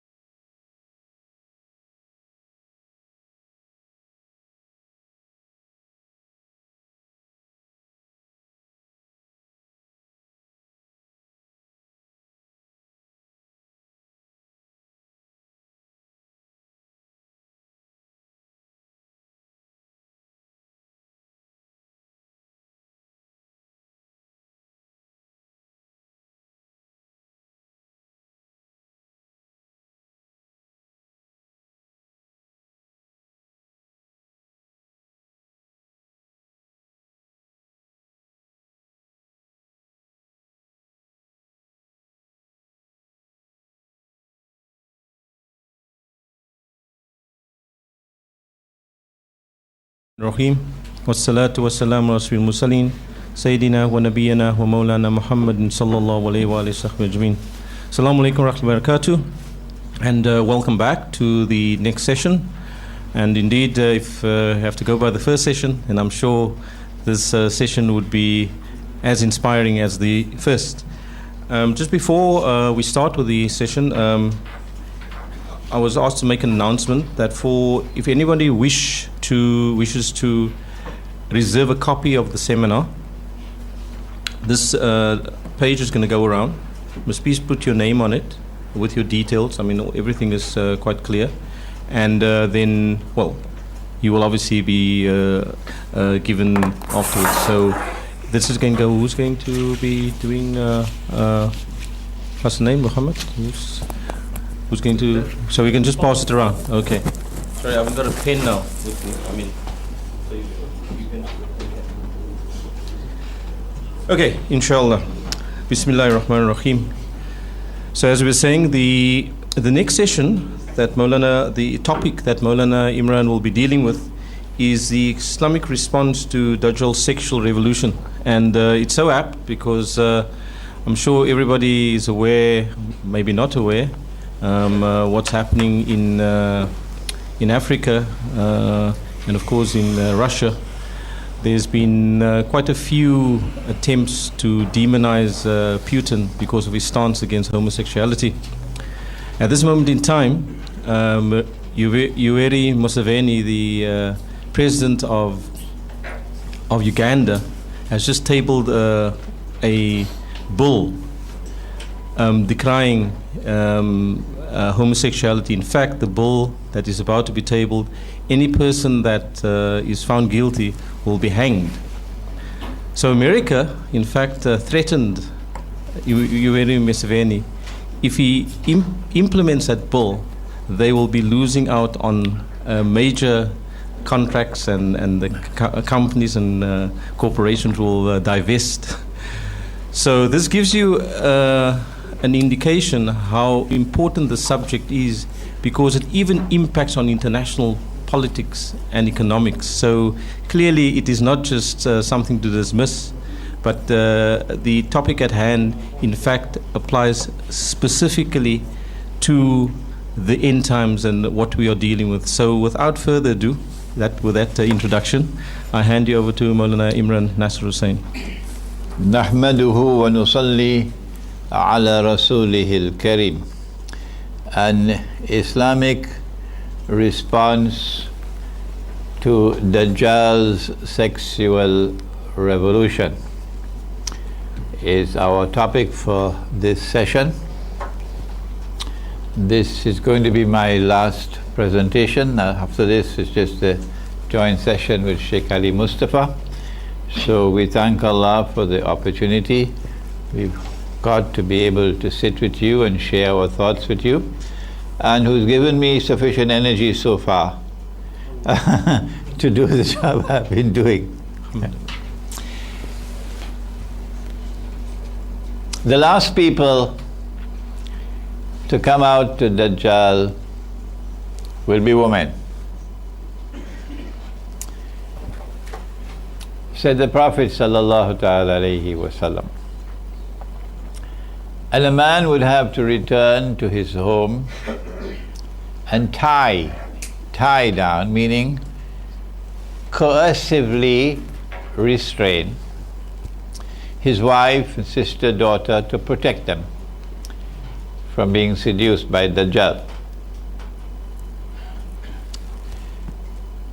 This prophecy of the Prophet sallallahu ta'ala alayhi wa sallam points, in our opinion, to the feminist revolution which has been sweeping the world these last 150 years. The modern feminist revolution had its birth in an island which has expertise in spying and espionage, an island located about a month's journey by sea from the Arab world. an island from which came out a declaration in 1917 called the Balfour Declaration, which I mentioned in the last session, namely Britain. And from Britain, the feminist revolution went to the United States, and eventually we expect to see it move to Jerusalem. Phase 1, Phase 2, Phase 3, a day like a year, a day like a month, a day like a week. We say that this feminist revolution has Dajjal, as its author, its architect, its mastermind. Why? The Prophet said, sallallahu ta'ala alayhi wasallam, that women would dress like men. And we have explained in our lectures on an Islamic response to the modern feminist revolution that the reasons why women would dress like men is because they want to assume the functional role of men in society. You are familiar with these views already. Allah did not create men and women with an equal sign between them. That is a wholly inadequate equation. No. You don't put an equal sign between the day and the night, do you? No. Allah created the male and the female the way He created the day and the night. He says so in Surah Al-Layl. The day and the night complement each other. They're not equal to each other. That's foolishness. Yes, between men and women there is spiritual equality. Between men and women there is moral equality in relation to Allah. In relation to Allah. But in relation to each other is something far more beautiful than an equal sign. The day and the night complement each other. Without the night, the day is meaningless. It's inadequate. It's going to be destructive if we have only daylight, nothing. The night without the day is also inadequate. It is only when day and night combine together that we have a meaningful whole. There's something beautiful to behold. They complement each other. They're interconnected, interrelated. They can't do without each other, the day and the night. Similarly, the male and the female. So Islam doesn't put an equal sign between men and women. No, we present to the world something far more beautiful than that. We say that the male and the female are complementary to each other. They are interconnected, they are interdependent. The world of men cannot survive without women. The world of women cannot survive without men. The two need each other, male and the female. But when Allah created the day, He gave to the day certain functions. And when He created the night, He gave the night certain functions. And when the day fulfilled those functions, and the night fulfilled those functions, then when the two came together, it was a harmonious union. It made sense. وَجَعَلْنَا اللَّيْلَ لِبَاسًا وَجَعَلْنَا النَّهَارَ مَعَاشًا, says Allah. We gave you the day for work and for toil, for struggle. And we gave you the night as something which covers and shrouds, something so mysterious, something so filled with splendor. Similarly with the men and the women. Allah gave to the man a biological constitution, a physical being, an emotional constitution for that physical being to pursue the functions of the day, to work and to toil, to be the person who goes out there into the dunya and struggles in the dunya. And Allah gave to the woman a biological being, a physiological being, an emotional being which is different from the man, because she has a different function to perform. And when she fulfills her function and he fulfills his function, only then can you come together in something called sukoon. There are things in life that money cannot buy.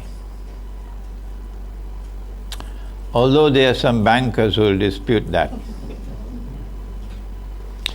And one of the things in life that money cannot buy is sukoon.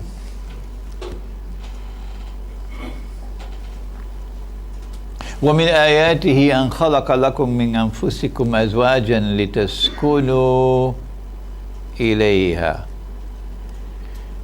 That amongst his signs is this, that he's created for you from amongst your very beings, your mates, your spouses, that you might come together and dwell with each other in a state of sukoon, peace and contentment and tranquility.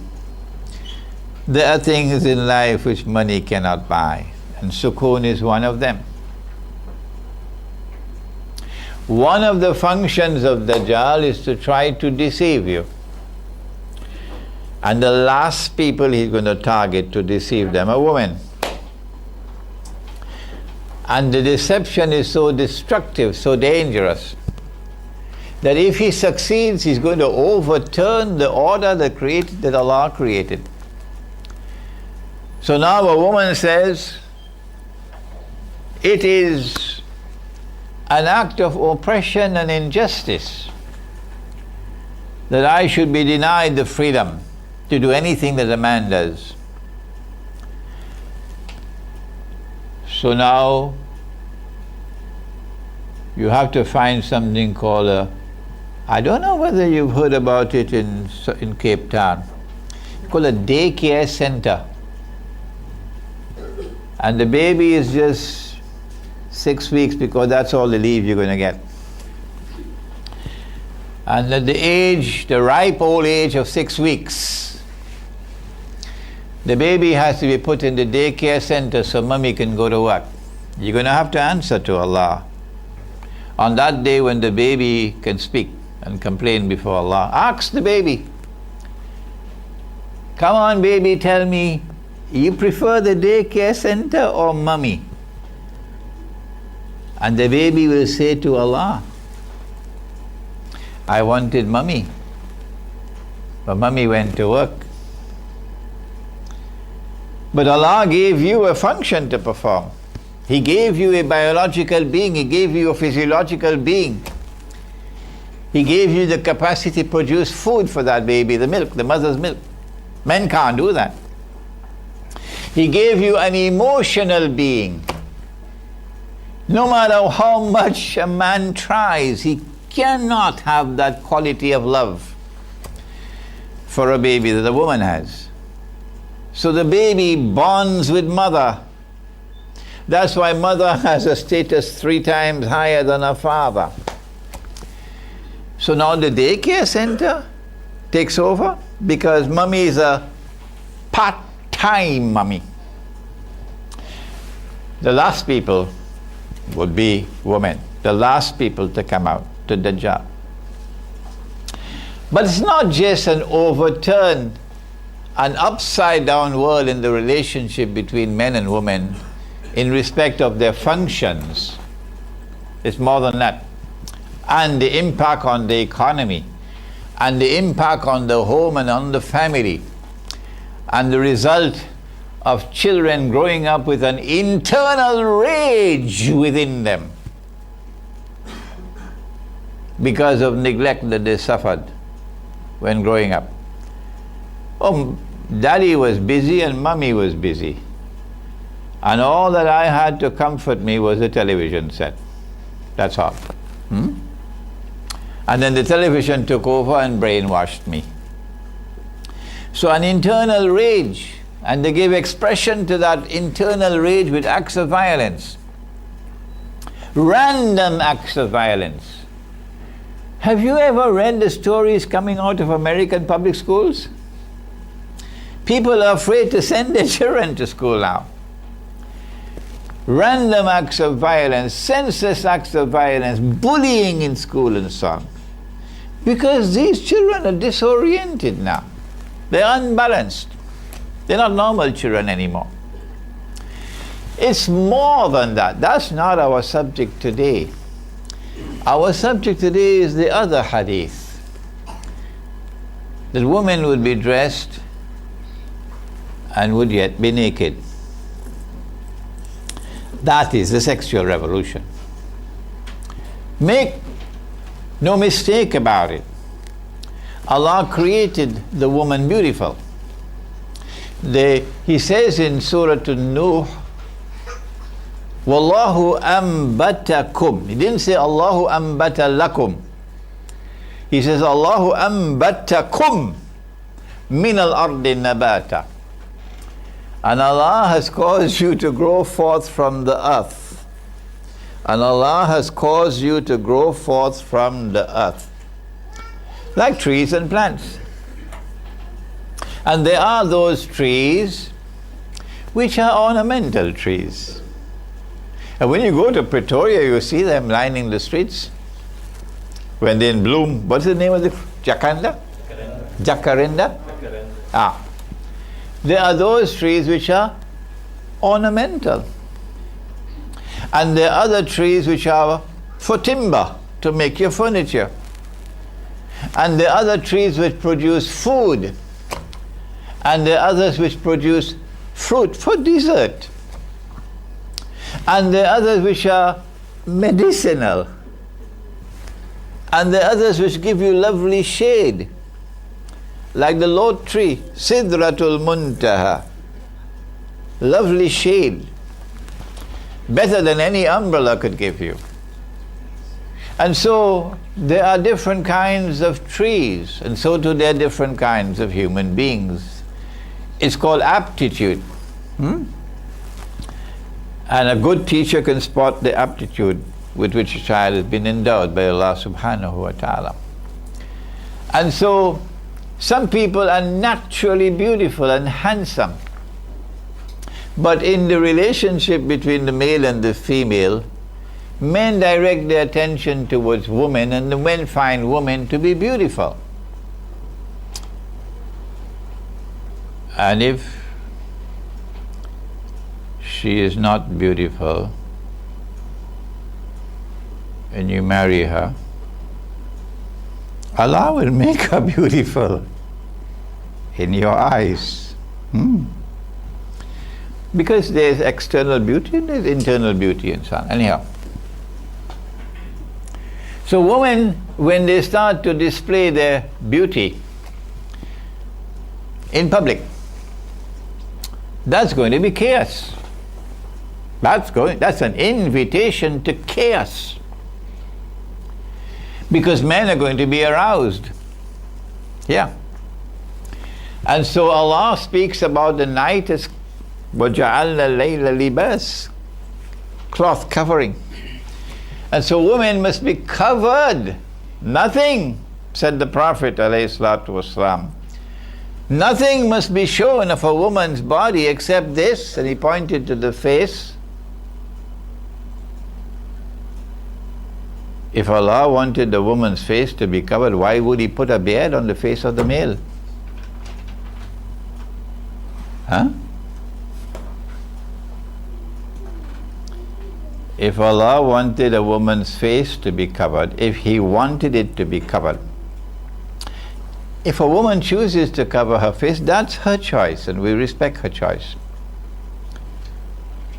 But if you go beyond that to say that Allah wanted me to cover my face, and a good woman covers her face, then my question is, well, why did He put the beard on the face of the male? The answer is he put the beard on the face of the male so that you could distinguish by looking at the face and not on any other part of the body. From a distance you could say he's a male, she's a female. That's why. Simple. As women uncover and their body, more and more of the body is displayed, the male becomes excited. And the excitement grows and grows and grows and grows and grows. Until one day it no longer excites. You reach saturation point, which is what Dajjal wants. And when it reaches saturation point, and the woman no longer excites, then Dajjal comes with his trump card that men will dress like women. Why would a man dress like a woman? This is Muhammad alayhi salatu wasalam speaking. Why would a man dress like a woman? Answer: to attract another man. So the sexual revolution, which commences with women taking off their clothes, will culminate with homosexuality and with its sister called lesbianism. Does the Quran deal with homosexuality? Washington could do what they want, but they can't change the Quran. And how does Allah respond to homosexuality? Now, there are many people who are not going to like this part of the lecture. They're in the United States and they're listening in, and they're in France and Europe and so on, and they're listening in, but they're not going to like it because they're comfortable in the United States. And they're comfortable in Britain, and they're comfortable in France, and we don't want to have to make hijrah out of here. Imran, you better change that topic. We are now living in that age when the world is witnessing before our very eyes the Gay and Lesbian Rights Day parade in all the major cities of the world. And they're growing bigger and bigger. Before coming to Cape Town, I was in Sao Paulo, in Brazil. And Sao Paulo boasts of the biggest Gay and Lesbian Rights Day parade in the whole of Latin America, Sao Paulo.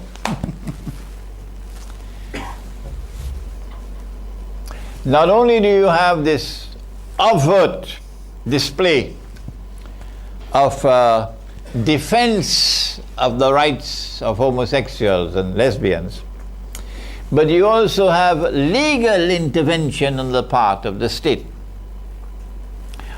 That men should have the legal right to marry and get a marriage certificate. And women should have the legal right to marry, a woman with another woman, a man with another man. In the same way that a couple of a male and a female can adopt a child, so too can two men adopt a child. And that child will grow up in a family of daddy and daddy. I don't know which one of the daddy is going to be a mummy. This is what we're living in today.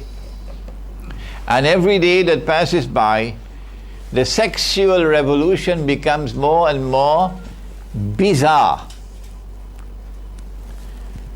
But before we proceed further with this bizarre aspect of the sexual revolution, let us return to the women displaying their bodies. And the natural result, don't be surprised, is something called lust. Something called lust. It has its culmination, said the Prophet ﷺ in another hadith, that people will have sexual intercourse in public like donkeys. Like donkeys.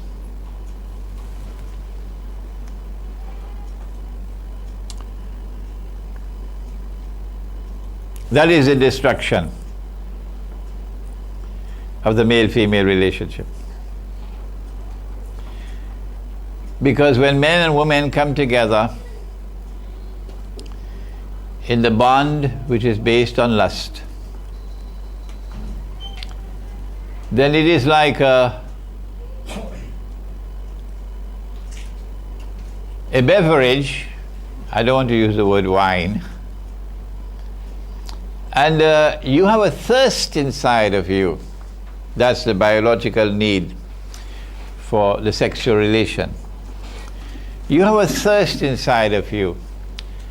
And this is a beverage. And if you come together in a manner which is halal, one sip and the thirst is quenched. And then you can proceed to other things like studying the Quran, which is a lifetime's work out there to study the Quran. To go outside there in the garden and produce food. So many other things to do outside of the bedroom. So it's beneficial that you take one sip and the thirst is quenched, because that's based on love. But when lust replaces love, then you can drink, and every time you drink, the thirst keeps on growing more and more. No matter how many times you sip, you'll never quench the thirst until one day you reach something called sexual addiction. And the incidence of sexual addiction is growing now. This monster is raising its head in the world. It's like addiction for alcohol. You can't help yourself anymore. Dajjal is destroying you.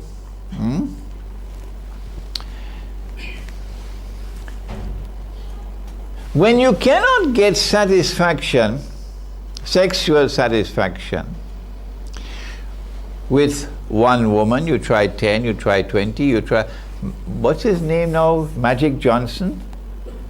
And he spoke about the 200 women he had. Eventually you seek satisfaction with another man. And when this also does not fulfill your thirst, your thirst is still there,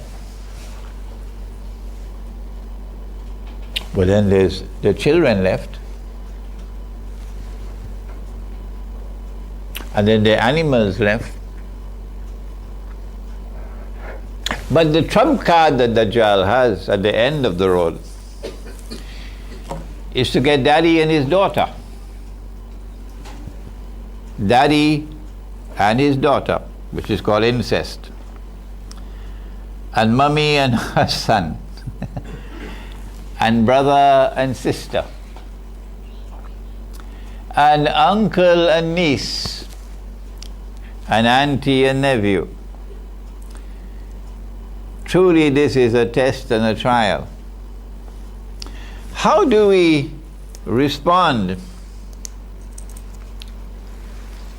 to this sexual revolution when we know where it's heading? Anarchy, the jungle, worse than the jungle, because animals don't behave like that.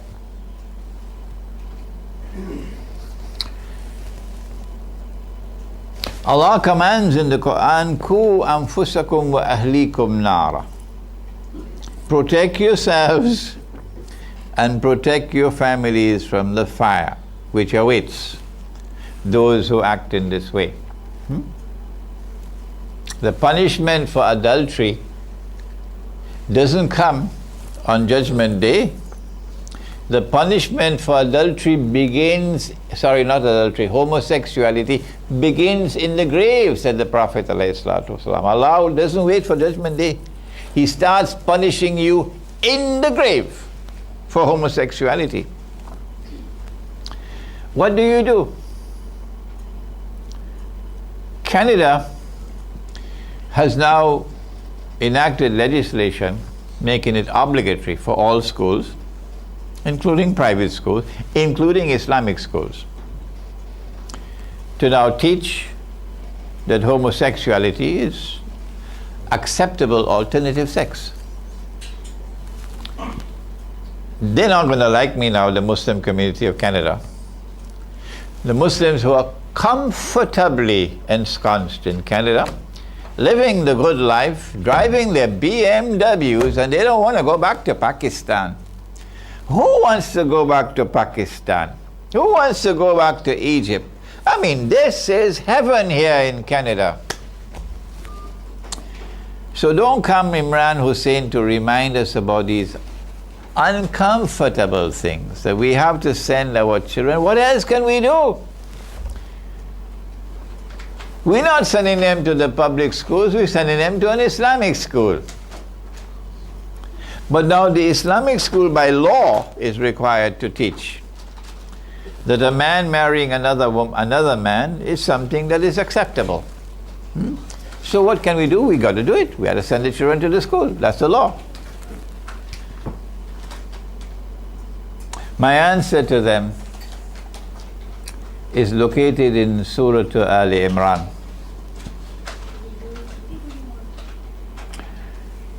That the angels are taking people into Jahannam.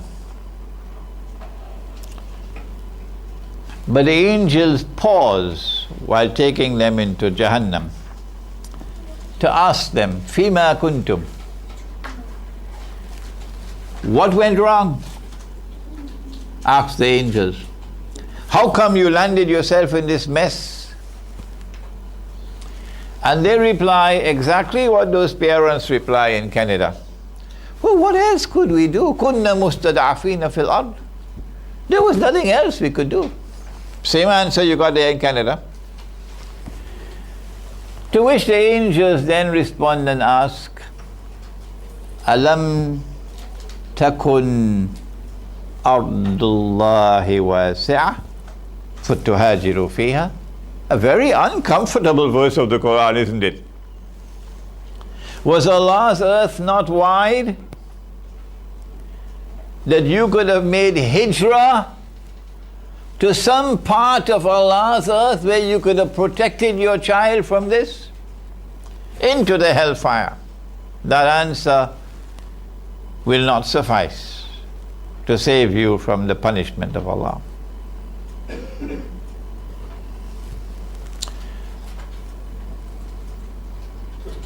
But Allah did not wait for the grave to punish the people of Lut alayhi salam.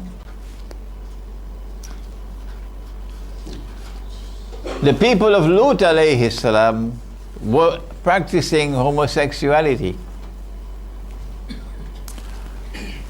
And Allah sent the angels to destroy them. And Lut alayhi salam and his family had to leave during the night. And when morning came, the angels sent down big, huge boulders upon Sodom and Gomorrah and destroyed them, and left that as a sign for all times to come, indicating that when a people turn to homosexuality as publicly as they did in Sodom and Gomorrah. Now, private homosexuality in the closet is a different matter. But when it comes out in the public and you have law, the law of the land is that a man can marry another man, you can't hide and say, I didn't know about that. When you do that publicly, and this is what is now happening around the world, as Gog and Magog engage in fasad, sexual fasad. Around the world, legislation is coming now. And if you do not submit and have legislation allowing the legalization of homosexuality, guess what's going to happen to your money? They will attack your money. That's what happened in the Venezuelan Bolivar. Because Maduro and before him Chavez would not bow to the Zionists. So the Bolivar is being attacked. If Venezuela had used gold and silver coins as money, they would not be vulnerable to that attack. And as the Bolivar, the Venezuelan Bolivar is attacked and it falls in value, the concomitant result is rising prices. It's called inflation. And as an inflation increases and it becomes runaway inflation, guess who are hurt the most? Answer: the poor. And who is the constituency that's supporting Chavez and supporting Maduro? The poor. So it's a very dangerous sword that they're using there to attack those who would not submit. In Zimbabwe, and this has a profound lesson for South Africa, in Zimbabwe, they made a deal with Britain some 20 years ago, I think, for Southern Rhodesia to become Zimbabwe, and Salisbury to become Harare. Right. And the deal was that they will have a constitution provided that the white settlers who owned, I don't know how much, 80% or more of the arable land of the country would hold on to their land. And Mugabe signed, and Britain was happy to hand over, give them independence. And for 20 years it continued until the poor of Zimbabwe rose up against Mugabe. Then Mugabe, the great revolutionary, then Mugabe realized this constitutional agreement is not working with Britain. So he had to scrap what was agreed upon with Britain and now seize the land which the whites own and give it to the African people. And then suddenly Mugabe became a very bad man. And guess what happened to the Zimbabwe dollar? Is it called a dollar? The Zimbabwe dollar. Well, I visited Zimbabwe in 2008 for the first time, and my flight arrived earlier than scheduled, and the people who were supposed to receive me were not there. So I said, well, let me make a telephone call and let them know that I'm there. So let me change. I had South African rands, so I thought maybe 20 South African rands I could change to make a local telephone call. So I asked, what is the cost of a local telephone call? And they told me 2 million.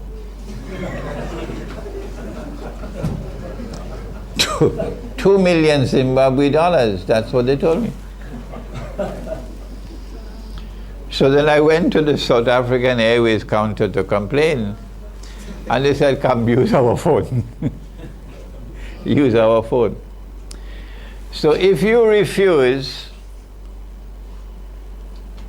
to submit and bring legislation to Parliament to permit the marriage of a man with another man, they will attack you and force you to submit. And one of the easiest ways on which they can attack you is by attacking your money that they created, they programmed, and they control. And then you get runaway inflation, and that's it, you finished.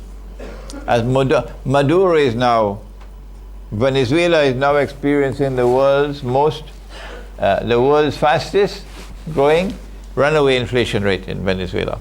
Part of the process to bring down the Venezuelan government. But that is not the most important part of the subject for us. The more important part of the subject for us in our responding to Dajjal's sexual revolution is that there is a verse in Surah Al-Isra. Sheikh Ali Mustafa, if I cannot remember it, please help me. In Surah Al-Isra, Allah speaks about وَإِن مِّن قَرْيَةٍ إِلَّا نَحْنُ مُهْلِكُوهَا قَبْلَ يَوْمِ الْقِيَامَةِ أَوْ مُعَذِّبُوهَا عَذَابًا شَدِيدًا كَانَ ذَلِكَ فِي الْكِتَابِ مَسْطُورًا. Am I correct? No mistake. Okay. And not a single city will escape, but that we're going to destroy them all before Qiyamah. And those which we do not destroy, we will punish with terrible punishment. Indicating that among the reasons by which Allah destroys you, among them, one of them is homosexuality, because that's why He destroyed Sodom and Gomorrah, and then He says, I'm leaving this as a sign for all times to come. So as you enact legislation permitting a man to marry another man, the bell is ringing. Another city is going to be destroyed by Allah. If you remain in that city, as they are comfortably ensconced in Canada and in the United States and in Britain and in France and in Europe and in Australia and in Singapore, etc., the gravy train. These countries are called the gravy train. They're the ones who have the hard currency because they got a special chemical. No? So, if you remain in those countries, then when Allah destroys them all, you will also be destroyed. No matter how much dua you make, Allah will destroy you when He destroys them all. Well then, what do we do? The answer is, you cannot change the cities. This is Dajjal and this is Gog and Magog.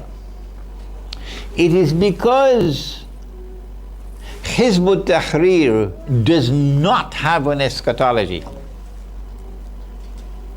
It is because Hizb ut-Tahrir does not want to have an eschatology. They don't want it. They're uncomfortable with it. That they're pursuing their struggle for restoring the Khilafah wherever they can, at any time in the world. It's possible. It is because Dajjal's dancers who dance when he beats his drum the way they danced in Libya to overthrow Gaddafi, and the way they are dancing in Syria now to overthrow the regime in Syria. It's because these dancers of Dajjal have a methodology for understanding the Quran and Sunnah, which does not allow them to accept this eschatology, that Dajjal is the mastermind of the sexual revolution, and that Gog and Magog are his foot soldiers through whom he corrupts the people. That they continue living in the cities. Sheikh Imran, we are here in the city so we can continue doing da'wah. Oh, really? Well then, suppose you on board a ship and the ship is sinking.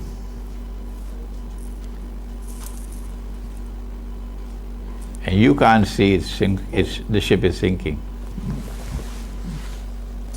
Because you have eyes and yet cannot see. You have ears and yet cannot hear. You have hearts and yet do not understand. You're just like cattle. The ship is sinking but you can't see it sinking. Not only is the ship sinking, but no one can prevent it from sinking. Now, this is Akhirus Zamaan. What do you do? They say, well, we gotta have to amass a grand total of 15 million rands to build this beautiful masjid on board the ship. And this is a sign of progress while the ship is sinking, brother. Yeah. And we have to keep on giving da'wah while the ship is sinking, brother. We who have eschatology, we who have ilmu Akhirus Zamaan, and who can recognize the sexual revolution and recognize the feminist revolution as signs from Allah of Dajjal and of Gog and Magog, we say the guidance that comes from the Quran is different. The guidance comes from Suratul Kahf. In Suratul Kahf, it was young men, not old people. Young people. They were the ones, not the elders who were comfortable with their way of life. Innahum fityatun amanu birabbihim wazidnahum huda. When a young man stands up while he's still young and shows a backbone made of steel, Allah increases his guidance, increases his faith. What did they do? When they realized that they could not change their society, but that if they pursued in the effort to change the society, they were going to be targeted. إِذْ يَظْهَرُ عَلَيْكُمْ يَرْجُمُوكُمْ. They're going to target you. What they did was فَأُوا إِلَى الْكَفْ. They withdrew from that society. That is the guidance of the Quran. They withdrew from that society and they fled to the cave. Maybe it was meant to be a temporary stopover in the cave, to sleep for a few hours. So when you wake up, refreshed, you can continue your journey. And Allah put them to sleep. And they slept for 300 years. And Allah said, I've done that لِنَعْلَمَ أَيُّ الْحِزْبَيْنِ أَحْصَى لِمَا لَبِثُوا أَمَدًا.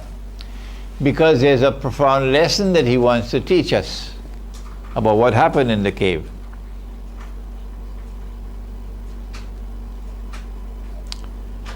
After they had slept for 300 years, remember, first of all, the first response is withdrawal. They woke up and they questioned each other, how long have we been here? So one of them said, maybe a day or part of a day, which I find strange. Why? Well, what's wrong? Can't you see? If you've been there in the cave for 300 years, then your fingernails will be as long as from Cape Town to Robben Island. So it's easy. Your beard will be very long, your hair will be very long, and so on. So how come they didn't notice that? How can you say a day or a part of a day? Biological time, 300 years of biological time, would result in your fingernails as long as from Cape Town to Robben Island. Oh, I see. They spent 300 years, but they didn't spend those 300 years in biological time. Are there any other worlds of time other than biological time? I wish we had Dr. Ansari now to take over the lecture, my teacher of blessed memory. Are there any other worlds of time beyond biological time? Can we explore other worlds of space and time? If you remain a prisoner of the here and the now, when Dajjal beats his drums, you're going to go to Syria to fight the Yankee jihad. If you remain a prisoner, an intellectual prisoner of the here and the now, the moment, then when Dajjal beats his drums, you're going to flee, run to Syria to join in the Yankee jihad. But when you can penetrate beyond the here and the now, when you can realize that there are other worlds beyond the material world, other worlds of space and other worlds of time, you will then be able to penetrate the subject of Dajjal. You will then be able to understand that Dajjal is the mastermind. You can't change the town and the city. So that's why we have given the project of the Muslim village, located in the remote countryside. The Muslim village located in the remote countryside. Get out of the cities and get out of the towns, where men and women can now marry and get a marriage certificate. Get out of the towns and cities where women are dressed and yet naked. Get out of the towns and cities where women are dressed like men and men are dressed like women. Get out of the towns and cities where day by day we're coming to that moment when people will be having sexual intercourse in public. What more do you need to hear?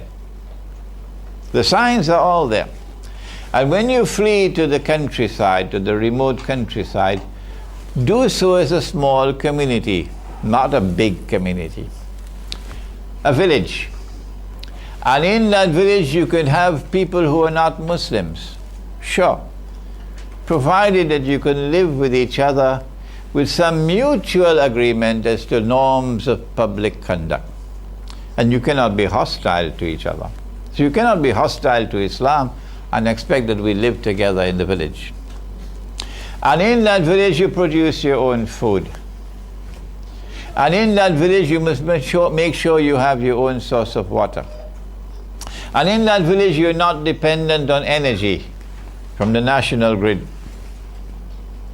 Because in the cave they got the energy from sunlight. So natural energy. And in that village you live as a community, a unity. You must have a jama'ah, you must have an amir, and you must have sam'a wa ta'ata. Listen and obey. A sam'a wa ta'ata. Listening and obeying. And in that village you must practice the deen as Allah and His Messenger have given you. And if you do that, يَنْشُرْ لَكُمْ رَبُّكُمْ مِنْ رَحْمَتِهِ وَيُحَيِّي لَكُمْ مِنْ أَمْرِكُمْ مِرْفَقًا. Surah Al-Kahf says, Allah will shower you with His mercy and you'll be able to survive the awesome challenges of Dajjal's sexual revolution. ربنا تقبل منا إنك أنت السميع العليم وتب علينا يا مولانا إنك أنت التواب الرحيم برحمتك يا أرحم الراحمين آمين. Alhamdulillah, shukran Maulana Imran Hussain for once again expounding on the Islamic response to Dajjal's sexual revolution. And indeed, I trust that we are much more informed now and that we are ready to ask the pertinent questions. So again, for those who have not been here before, Muhammad or somebody will come around with a mic. So we prefer verbal questions to be posed. But for those who feel a bit shy, you can write it on a piece of paper, pass it forward. There will be somebody that will bring forward. And also for the international guests, please email or pose your questions, and we will see to that your question will be answered, inshallah. So without further ado, is there any questions to kick off the session?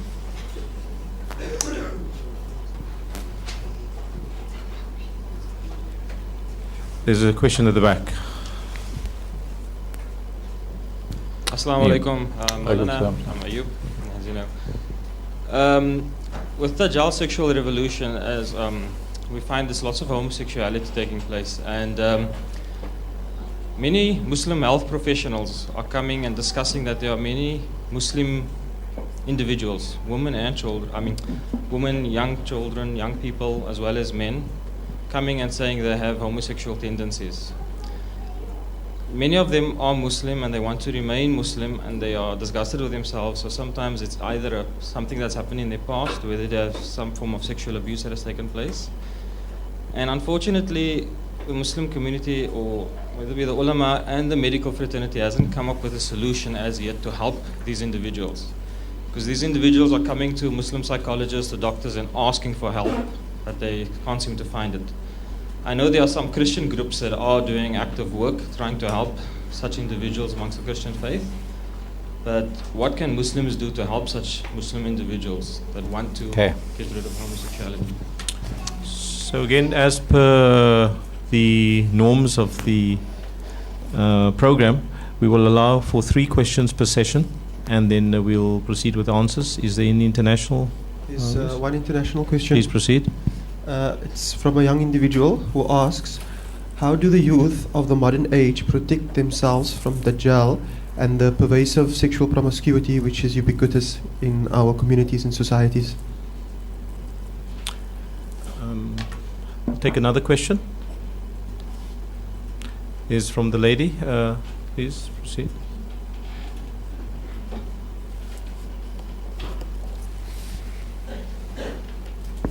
Assalamu alaikum.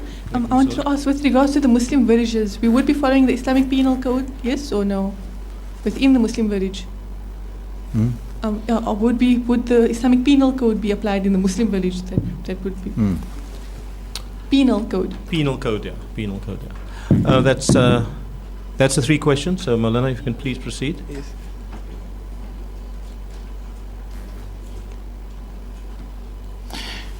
Number one, how do we respond to those who confess their homosexuality and yet would like to continue to be recognized as Muslims and would like to live the Muslim way of the Islamic way of life with greater integrity? These would definitely be people who have reached a stage of addiction. Because once there is a capacity for choice, then you can speak with them and show them what Allah's Messenger has said, what the Quran has said, and give them the choice. And if they have sincerity in their heart, they'll choose this way rather than that. So we're not dealing with such people. We're dealing with people who have reached a stage where they can no longer choose. They are addicted. This is a branch of knowledge, this is a problem which requires 2 branches of knowledge. You need Islamic medical ethics and you need Islamic psychology. And I therefore, whenever I get questions like these, I send them to the experts. In Islamic medical ethics, you have a student of Maulana Fadlur Rahman Ansari, MashaAllah, who is right here in South Africa, in Durban, my beloved brother who studied with me and with Sheikh Ali Mustafa, Dr. Abul Fadl Mohsen Ibrahim, who is a professor of Islamic studies at the University of Durban in South Africa, and who ranks as one of the world's experts in Islamic medical ethics. Then you need a second branch of knowledge, or Islamic psychology. And in that branch of knowledge, I would recognize Professor Dr. Malik Badri. I consider him to be my elder brother. He used to be the dean of the Institute of Contemporary Islamic Studies in Malaysia. ISTAC. What is ISTAC? Islamic Thought and Civilization, Contemporary Islamic Thought and Civilization, ISTAC. He was the dean of that institute in Malaysia, and now he's back in Sudan, heading a university in Sudan. But if you've read his tiny booklet, The Dilemma of the Muslim Psychologist, how many of you have read that? Let me see a show of hands. Let me see your hands. Come on, put your hands up. What's wrong?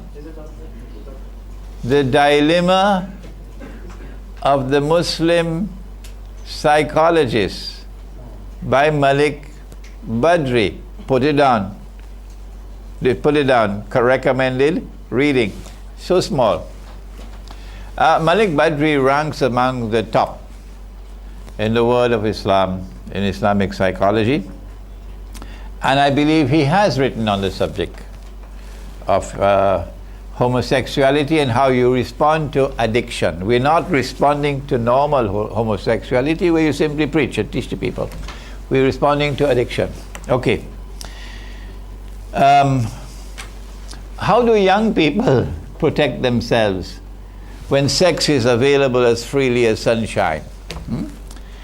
The young people have their hormones raging all over the place. And sex is available anyhow you turn, you're being provoked and provoked and provoked. What do you do? There are some who are not going to be comfortable with my answer. But if it is the truth, you must proclaim it without regard for consequences. If people are comfortable with the answer, alhamdulillah. But if they are not comfortable with the answer, and this is what has come from the Quran and Sunnah, then too bad for them. You must preach the deen to please the Lord, not to please the people. Not to please such people. Allah subhanahu wa ta'ala in Surah An-Nisa He does not send down legislation to tell you how many wives you can have. No, that's not the purpose. He sends down legislation to limit the number you can have. وَإِنْ خِفْتُمْ أَلَّا تَعْدِلُوا أَلَّا تُقْسِطُوا فِي الْيَتَامَى وَإِنْ خِفْتُمْ أَلَّا تُقْسِطُوا فِي الْيَتَامَى فَانْكِحُوا مَا طَابَ لَكُم مِّنَ النِّسَاءِ مَثْنَى وَثُلَاثَ وَرُبَاعَ وَإِنْ خِفْتُمْ أَلَّا تَعْدِلُوا فَوَاحِدَةً أَوْ مَا مَلَكَتْ أَيْمَانُكُمْ أَوْ مَا مَلَكَتْ أَيْمَانُكُمْ. So one of the ways in which the young man can find release for this raging tension around him and bring some satisfaction to the thirst is in plural marriages. To the extent that you have the means to maintain and to guard and protect, Allah permits you to have more than one wife.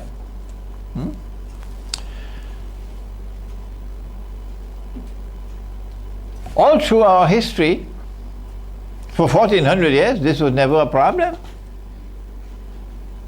This was never a subject of debate amongst the companions of the Prophet ﷺ, no.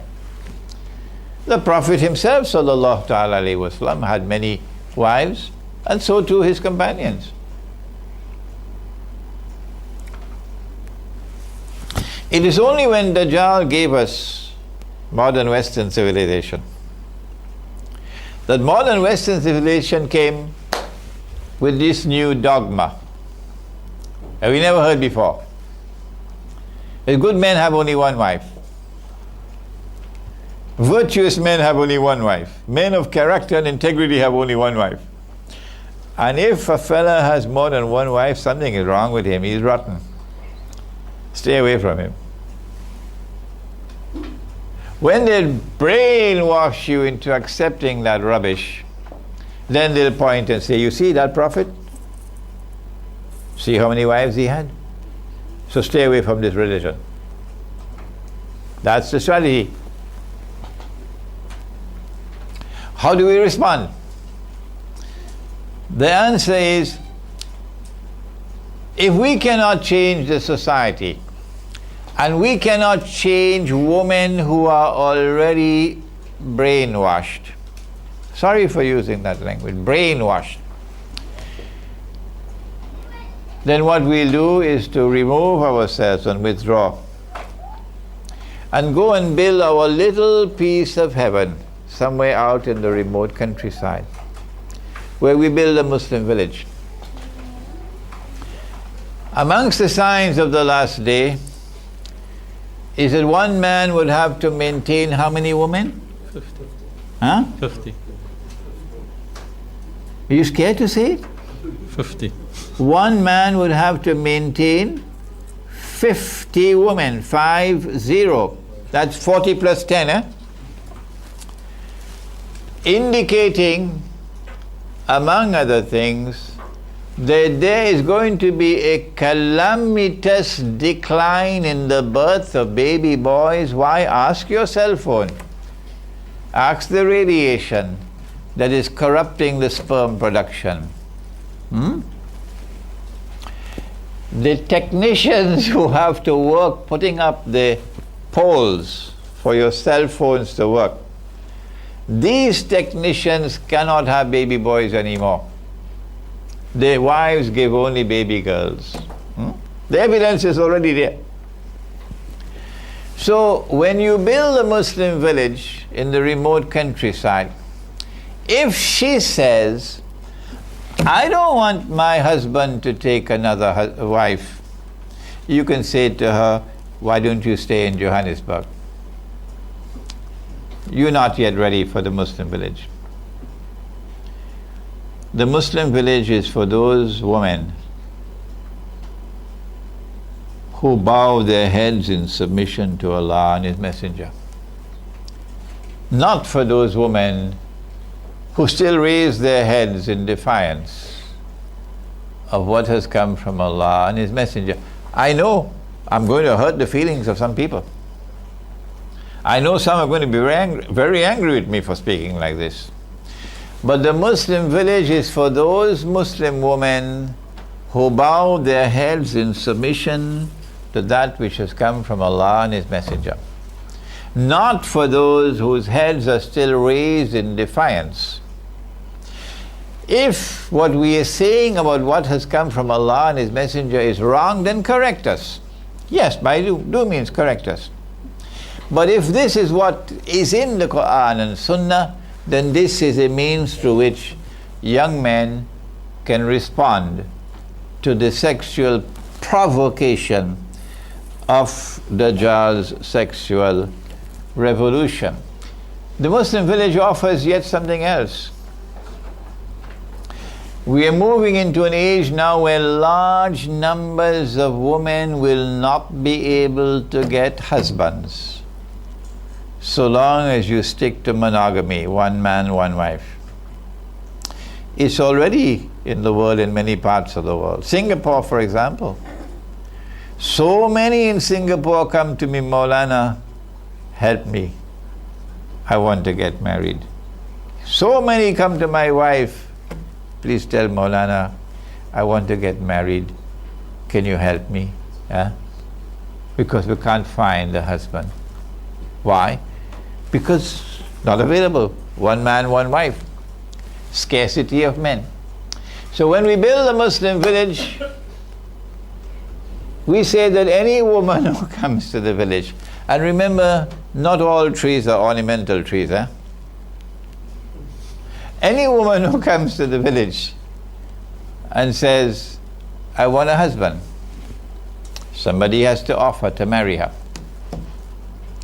And when you marry her, remember you've got to live in our village, so we're looking to see. If you step out of line and you misbehave and you're not treating her well, the whole village will respond. This is not like the modern city where you don't even know your next door neighbor's name. No, not in a village. In a village we all live like a family.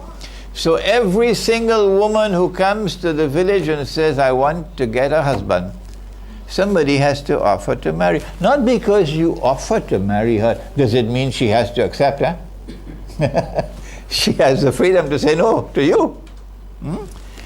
If she has an offer and she turns it down, well then the ball is in her court. But there will be no woman in the village who want husbands and who does not have husbands. There will be women who say, "Look, I'm no longer interested in a husband, I'm fine as I am." So you wouldn't expect such a woman to fall prey to adultery, fornication. No. For adultery and fornication to take place, you've got to find a woman who is willing. You can't find them in the Muslim village. You've got to go outside of the Muslim village, not in the Muslim village. Because every woman in the Muslim village either has a husband or is not interested in marriage. I'm fine as I am. As a consequence of which we believe that we might be able to survive while the ship is sinking in the rest of the world. Penal code. There was one last question. Would the penal code be? Would the penal code? The penal code would be the laws of punishment. Penal code, laws of punishment. In Brooklyn, Eastern Parkway, Brooklyn, I think it was, African Americans had a masjid, Masjid Ikhwa, I think it was. Imam was Imam Ibrahim, who was tall as a coconut tree and a powerfully built man. And the African Americans, mashallah, they had a lot of sincerity in their heart. So if somebody committed zina, he would come and tell the Imam. He would come and tell Imam, I did it. And then Imam will roll up his sleeve. Imam will roll up his sleeve, and in the masjid, Imam and a few others will give him a beating. And after he'd gotten his beating, mashallah, he's purified, he's still a member of the Jama'ah. Yeah. And life goes on in the masjid in Brooklyn. And the government of the United States of America have never done anything to prevent Imam Ibrahim from enforcing the penal code in downtown Brooklyn. So if you وَالَّذِينَ جَاهَدُوا فِينَا لَنَهْدِيَنَّهُمْ سُبُلَنَا, those who strive and struggle in our way, we'll open a way for them. So to the extent that it is possible for us to enforce the penal code, yes, we will in the Muslim village. Shukran Maulana. Time is fast running out. I think we've got time for about 2 questions at most. I'll take one from the floor, and I'll take one from the floor. Shukran. Maulana, I'm sure if you're familiar with Zaki Ahmad, who's now the spokesperson in this country for TAC, treatment against. What's the name? Zakir Ahmad? Zaki Ahmad is the head of the Treatment Action Campaign. Treatment Action Zakir Campaign, Ahmad. fight against HIV/AIDS. Do you think this is coincidental, or is it also a perfect example of the child that a born Muslim has been handpicked from society in order to promote the child's plan of secular revolution? Is he a perfect example of that within our community, or is it just coincidental? I'll take another question. It will be the final question, unfortunately. Assalamu alaikum. Okay. Maulana, I just wanted to ask if Maulana was referring to The Lizard's Hole, was Professor Malik's book, Professor Badri's book. Secondly, Maulana, I might have misunderstood the context, but as far as polygynous marriages is concerned, I heard Maulana say you must stay away from such a man. I just wanted to tell Maulana, research has shown that, and I think Maulana at the end gave another view. I didn't understand, but research has shown that if it's a potent individual, a very powerful physically and spiritually individual, and this applies in the animal kingdom also, then it's better that he spread his good influence over more than one area. And in Cape Town, much of this has happened because since we came here 300 years ago, many of our imams have had more than one family, and in many of the families, a hafiz was produced in each family. Shukran. And the last question, unfortunately, we've got a... Assalamu alaikum. No? When some people will be ready to move out from cities and to move to the countryside, are there any particular locations where people can move around the South Africa? Shukran. Maulana?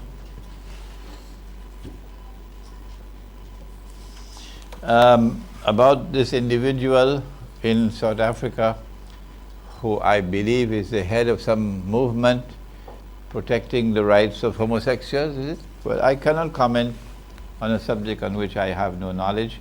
I think the local people, the local scholars are better in a position to respond to you.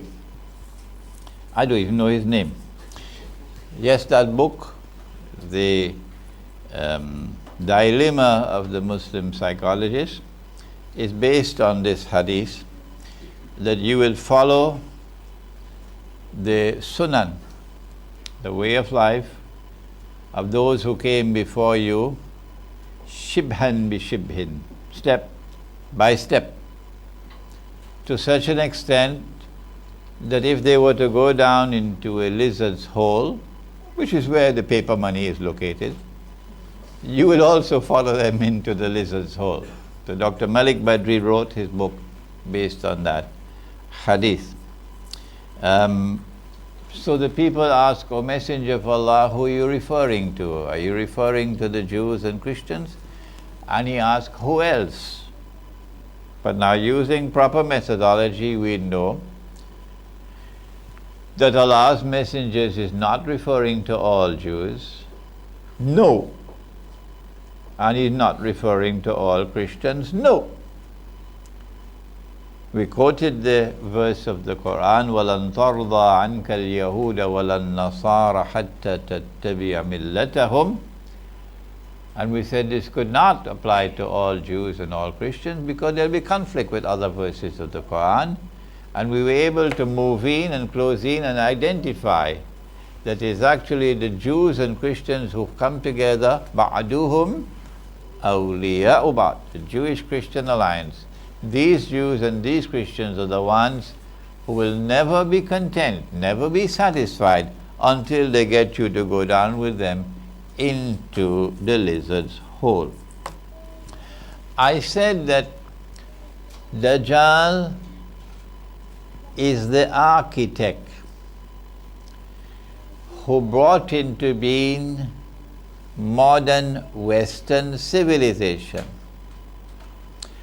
And modern Western civilization then advanced an agenda, dangerous one, in which modern Western civilization argues, not Imran Hussein, modern Western civilization argues that good men have only one wife.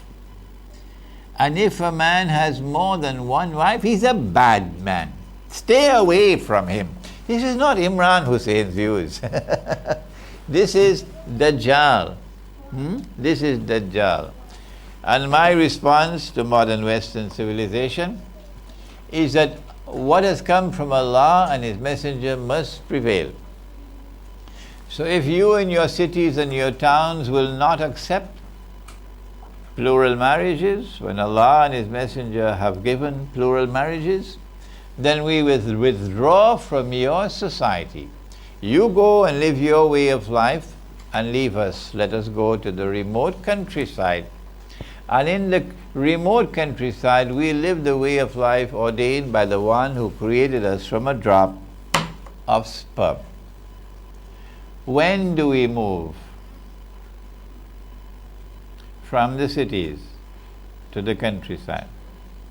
You move from the cities to the countryside when you see the signs around you that the ship is sinking. Those are signs which are easy to recognize. The angel came and asked, oh, all right. The last of the 5 questions, what are the signs of the last day? And he replied, you know the tall buildings? And the slave woman will give birth to the mistress. So when you see the tall high-rise buildings all around the world, you know one of the signs. If you can't see the high-rise building, the tall buildings, you should go to the optician and have your eyes examined. The slave woman giving birth to her mistress is a much more difficult one to decipher. Women dressed and yet naked, you can see it all around. Just go to the shopping malls. Women dressed like men, go to any bank and you'll see. Men dressed like women is becoming more fashionable now. Now don't be angry with me. Promise? I know some people will be angry with me. What can I do? If a man is to dress as a woman, the first thing he has to do is to shave off his beard. Go ahead. Well, I think there was just one. I think just to extend the question, I think the lady asked, is there any villages at present where you can actually move to? It would not be wise for me to disclose in public information. Allahumma Jalla Jalaluhu. But yes, there are many projects of Muslim villages around the world now. Contact me privately, inshallah. Inshallah. So that concludes the session. The word salah and chicken biryani and curry on the menu.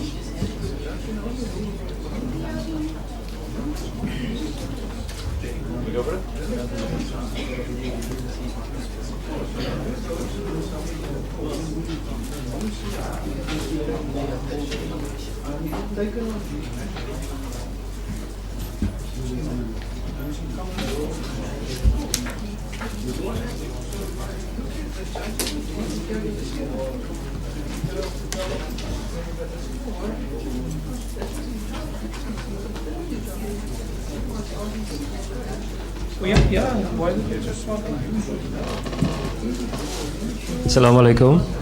Okay, so it's a final call for people to rejoin us in the seminar room, please.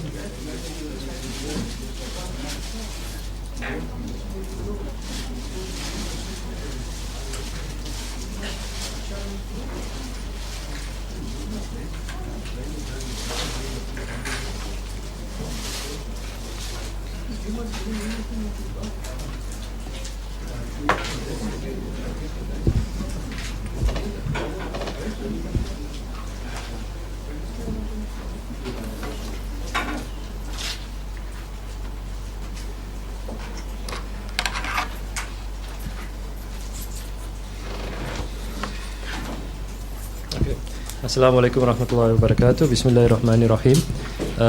Just to facilitate matters somewhat, if you are interested in joining in the effort to establish or implement or enact any of the ideas which Maulana has taught us, has brought to a fore, There are a few key people that I'd like to encourage you to make contact with.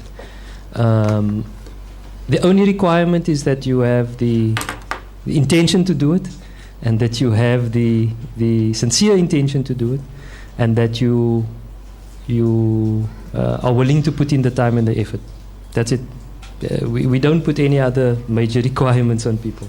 If you are interested in attending, helping out, promoting, or just even coming to experience the difference of the Islamic free and fair market, then Haji Abdullah Wahi, Haji, if you can stand please, is the person you have to speak to. Please speak to him, please give him your details, take his details, and bother him until you get access to the market, until you get access to help in the work of the market, inshallah. If you are interested in participating in an effort to establish a Muslim village, then please speak to me. If you are also interested in the process for the dirhams, or if you want to know more technical information about it, you can speak to me about that as well. If you want to know about the facade of Ya'juj and Ma'juj, for example, specifically in the area of food and GMOs, Fakhri Hassan, he's got a master's degree in microbiology. He's spent the last probably 10 years not only studying the subject, but actively involved in advocacy against the GMO issue, especially within South Africa and internationally. So these are a few key people that you can speak to. Obviously, Sheikh Ali Mustafa is also there if you want to know anything more about Quranic foundations. Don't ask us about that. Maulana Imran Hussain, Ali Mustafa, we're still juniors in that department. So please don't be shy, and don't let the opportunity pass you by. That is my only request. Do not leave here today with all of this and let it consume you in your bed and in your dreams and in your house and while you're eating biryani. Do something about it. Huh? And pray that Allah will accept your sincere efforts for that. Alhamdulillah Rabbi.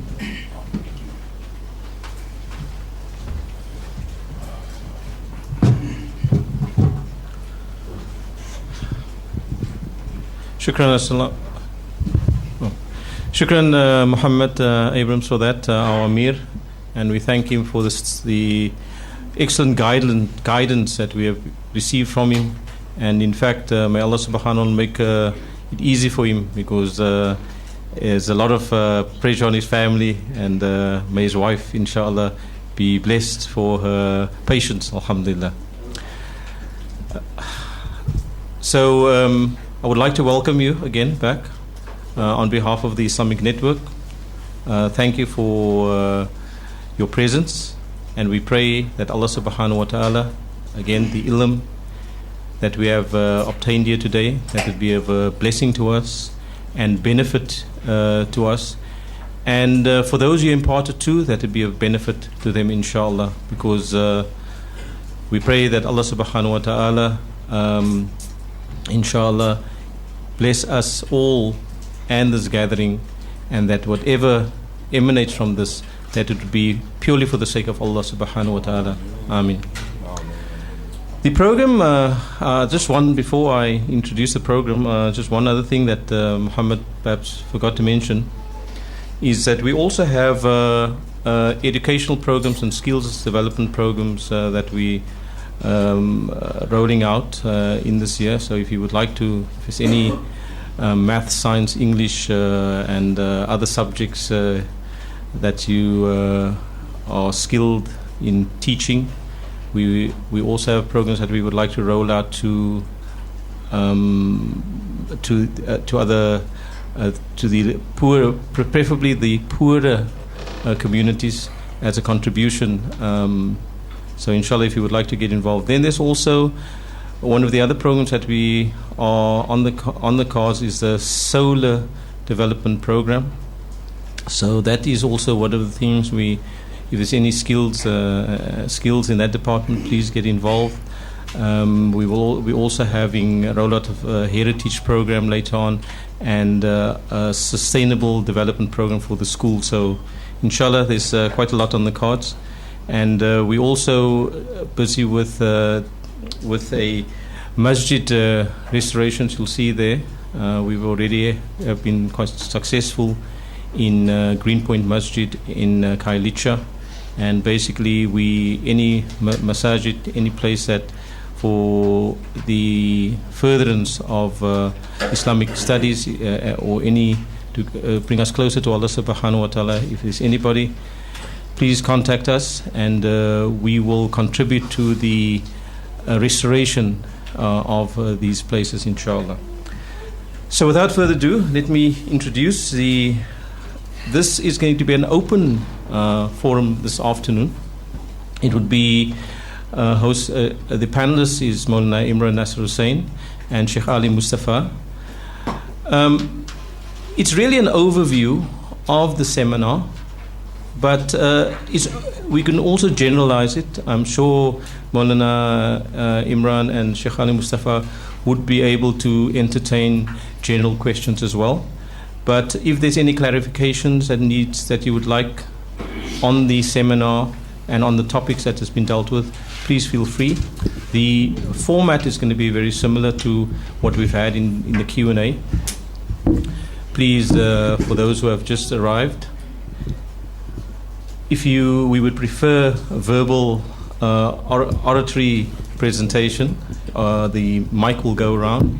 Otherwise, if you feel a bit shy, you can write down your question on a piece of paper and pass it forward. I'll then entertain it. We've also got international guests live. We live streaming on imranhussain.org. So we also take questions internationally. So without further ado, I think Maulana Imran and Sheikh Ali Mustafa said that they haven't got any inputs to make. So we will go straight into question and answers. And please feel free. Another that I forgot to mention, I will allow you to do an introduction, but please not a sermon. I'll politely cut you. Make sure that you stick to. And I'll allow during the session. I'll allow 1 or 2 questions per person. I'll allow it, okay? Because I know there's a lot of issues at hand, and very often one person has got a lot on his plate. So make your notes while the discussion is on, and please, as I said, that is the format. So please feel free. Tafadal, Bismillah. The floor is open for any questions.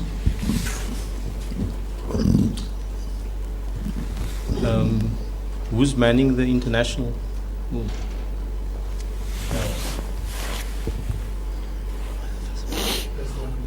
Oh, the first one? Yeah, Tafadal, Bismillah. Shukran, Fakhri, Brother Fakhri. I've actually got 3 questions, but I'll tone it down to 2. And can be answered by any of the 2 esteemed sheikhs. The one question is that we are living in a secular state, or state that's not Islamic. And we also I wouldn't say we must also survive in the state, but we also have to operate within the state as Muslims and so on, and go about our lives as Muslims. Now, the government of the day makes a lot of laws that or legalize a lot of things which we as Muslims cannot conform to.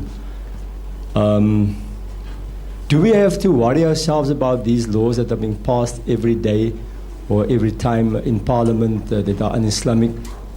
Or should we just do as Allah subhanahu wa ta'ala, or stick to what Allah subhanahu wa ta'ala have ordered us to do? And should we make such a big noise about the illegal laws that are being passed? Or should we not rather see that as a test for our faith? Because the government of the day makes laws that are pro-choice. The ANC government's laws is based on pro-choice. Otherwise, they will legalize basically everything. It's up to the individual to make their choice between the right and the wrong. Right? So should we be bothered about that, or should we just accept it as a test of our own faith? Then the second question I want to ask is, have Maulana Hussain ever met up with other faith clergymen of other faiths, and what is their view on Dajjal and Magog, Gog and Magog? Are they fully aware of it, and do they also see that the destruction of religion all over the world is taking place? How did they respond if you have met with any one of them, for example, maybe with Desmond Tutu and other clergymen from other faiths? Shukran. Is it international? No. Is it international? Then I'll go for the another international. Okay, so here's a question. How will the alliance between Eastern Orthodox Rome and the Muslims be formed? There's no country there. And then another one is, how many more Arab countries are going to be attacked by the Zionists after Syria? That's from the UK. There's two. Is there any another question from the floor? Yes. Assalamu alaikum wa rahmatullah. On the first day, Maulana mentioned about the system of how Maulana Fazlur Rahman al-Ansari was explaining, and the example that he used was the example of Hazrat Aisha's hadith that comes in Bukhari Sharif, and we discard that hadith because it goes contrary to a lot of other. So if Maulana could just explain to us what should be our viewpoint, because we have a big problem today where people say that the Prophet is a pedophile and he married a 6-year-old. So how do we respond, and what is our outcome on that? Okay, so that concludes the question for this session. We'll have to continue with the next session. So Maulana Imran and Sheikh Ali, who would like to go first? Sheikh Ali Mustafa. Assalamu alaikum wa barakatuh. And Sheikh Ali? Yeah. We don't have to answer the questions in order. I mean, as long as we cover all the questions. Because I go for the first one. Okay. Do we have to worry about any Islamic laws passed by the parliament or accept, or how should our response be? I think that's what the question is about. As far as I understand, as Muslims, definitely our allegiance, total allegiance, is for Allah subhanahu wa ta'ala. We are not just religious people, we are a nation, and we have a complete deen. The Kuffar know that also, most of them, the leaders at least, so that, but they have got the authority in the country where they are ruling. And any government, they can make any rule, and they can pass any law. I mean, some of the laws are very, very, against religion besides Islam. I mean, we cannot accept any law which is against the tenets of Islam or of religion, but particularly Islam. We cannot just leave it like that, especially like personal laws. Some things may be difficult. There are certain laws, like for instance, the one you have been dealing with in this country. Muslims have it in every other country where there's non-Islamic rules. It's concerning the multiple marriages. Okay, it is not allowed to register more than one marriage. So what Muslims have been doing, they have been doing the nikah for those who want to marry more than one wife. You could not register it, but if you are a citizen in a country, you might be able to do it. Otherwise, you may not be able to live comfortably with that. But there are a lot of laws. But every individual Muslims. And my view is that if it is against Islam, you don't accept it. You don't have to follow it. Maybe Maulana may add some to it, but this is what I have to say on this question. I'll have this, yeah. Bismillahi awwaluhu wa akhiruh.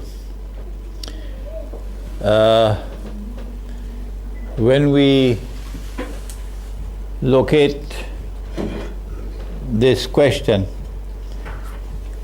in ilmu Akhirus Zamaan, we recognize that laws which are being enacted, in which what Allah made halal is made haram, and what Allah made haram is made halal. by governments and by parliaments around the world, and not happening by accident. And this is going to intensify as time passes. And the rope around our necks is growing tighter and tighter. When a government or a parliament enacts a law in which they make halal what Allah made haram, and make haram what Allah made halal, like for example legalizing money being lent on interest. Allah made it haram and they made it halal. This is called, what is the name of this sin? You know it, mashallah. It's shirk. Where's the evidence? Where? Where is the evidence in the Quran that this is shirk? I got a whole afternoon ahead of me now, so I can take my time now. Which surah?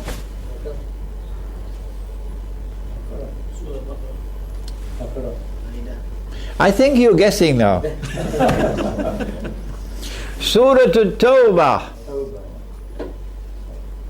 See? وَمِنْ أَهْلِ no. اتخذوا أحبارهم ورهبانهم أربابا من دون الله والمسيح ابن مريم وما أمروا إلا أن يعبدوا إلها واحد لا إله إلا هو سبحانه عما يشركون. They took their priests and rabbis as gods and lords beside Allah. And they did the same with the Messiah, the son of Mary. But they had not been ordered other than to worship one God. There is no God beside him. Far removed is he from this shirk. So a man came to the Prophet ﷺ and said, O Messenger of Allah, but he was a Christian, became a Muslim. But the Christians don't worship their priests. And the Jews don't worship their rabbis. How could Allah say so? To which the Prophet ﷺ replied and said, did they not make halal what Allah made haram? That is their shirk. And did the people not follow them in it? That's their shirk. And so the question which has to be asked, and the answer is fairly simple, you don't need a PhD to answer it, is if the priest and the rabbi make halal what Allah made haram, and that is shirk, then if the government does the same, would it not be shirk? If the parliament does the same, would it not be shirk? Well, around the world today, we are embraced by an all-pervasive shirk. It's the one sin that Allah will not forgive. How do we respond to shirk? The answer was already given in Surah Al Imran. The angels ask, Fima kuntum. Which surah? You see, I think it's the biryani did that, You forgot. Surah Al Imran. Fima kuntum. Nisa? Fima kuntum. Surah An-Nisa. Fima kuntum. What happened? How did you end up in this mess? And they reply, well, we couldn't do anything else. We were helpless. Huh? There was nothing else we could do. We were helpless. There was no alternative. That's the answer. Kunna mustad'afina fil ard. To which the angels respond, and what did they say? Alam takun ardullahi wasi'a fatuhajiru fiha. Was Allah's earth not wide, that you could have searched somewhere on Allah's earth where you could make hijrah and not betray your deen, be faithful to Allah and His Messenger. So the response when you see that shirk embracing you is not to cut corners and to say, well, there's nothing else I can do. The response is that the time will come when the best property of a Muslim is some sheep that he would take with him to the mountainsides, to places where rain fall, fleeing with his deen from that fitna. That is when you cannot succeed in a collective response. Then the individual response is this. But only how many will adopt this position? How many will flee? 1 in 1,000. Yeah. 999 are going to stay where they are. Sorry, Maulana, just if I can just interject there. At the moment here in South Africa, we are about to embark on an elections. I know you have explained the subject at length, but if you can just clarify that aspect of it as well. You know, we've got Muslim parties as well, Islamic parties as well. So if you can just clarify that as well. Sheikh Ali Mustafa did political science, eh? Yeah. Don't let him get away. He did political science. Bismillah. I think you know the answer to the question. I like Maulana to speak because I think he speaks more entertainingly. Enjoy it also. But it is actually what we call the. You see, most of the states, including this one, are secular states. And you have been listening or been reading or studying, you know, that is actually anti-God. So it is a form of shirk because sovereignty is to the state. And Islam, the Quran teaches us that sovereignty belongs to Allah. In al-mulku lillah. Okay? So that is why we could not participate in that, because it will be giving them the license to make laws for us. Okay, I know there are people who say that, oh well, you have to be there so that you can also make some changes, but it doesn't really work like that. Some of them have even written that if some of those political scientists, I mean non-Muslims who are writing and those who are knowing about what is happening in the world, they said that if the voter thinks that his vote counts, think again. I don't count. But as a believer, you could not give authority, that's what it actually means, to another one over Allah. That's what it really comes to. That is as much I would say, but maybe Maulana can give you a better. Yeah. I will just continue from where Sheikh Ali Mustafa left off. The reason why I said that revolution in 1908, where? In Turkey, that's right, was a far more important revolution for us than the French Revolution and the American Revolution and so on, and the Bolshevik Revolution. It's because of the transfer from one model of a state in which we recognize Allah's sovereignty, that He is Al-Malik, to another model of state which emerged out of Europe and which declared that Allah is no longer Al-Malik. The people are now sovereign. After the Ottoman Islamic Empire was dismantled and the Republic of Turkey came into being under Mustafa Kemal, the ball was thrown into the court of the world of Islam. How will the world of Islam respond? How will Islamic scholarship respond to this dramatic and momentous change which has taken place in the seat of the Khilafah? This was zalzala. This was an earthquake like no other earthquake before. This was the Darul Khilafah, Constantinople. And now this dramatic change has taken place, and the model of state which came out of Europe, which is based without a shadow of a doubt on shirk, now replaces the Khilafah state. The most important response that came from the world of Islam didn't come from Al-Azhar. No, Al-Azhar did give a response, but it was not the most important. It didn't come from the Arabs. It didn't come from Iran. It didn't come from Africa. It came from India. Indian Muslims responded intellectually with the most profound response. Indeed, they created a movement called the Khilafat movement. And the purpose of the Khilafat movement was to struggle for the preservation of this model of a state based on divine sovereignty.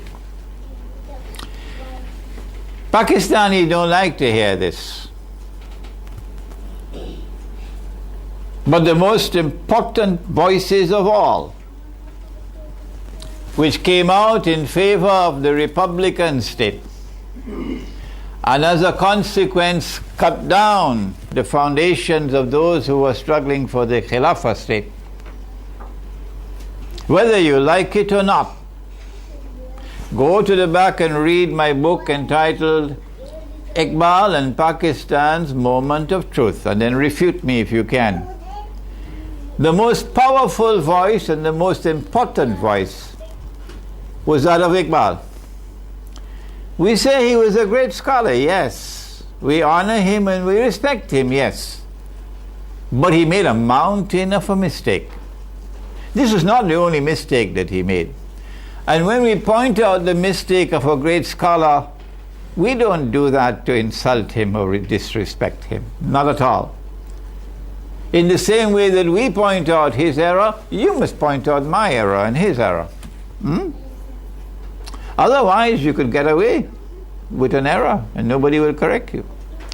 Iqbal was the most important voice in the world of Islam, lending its weight to the new model of a state, Muhammad Iqbal.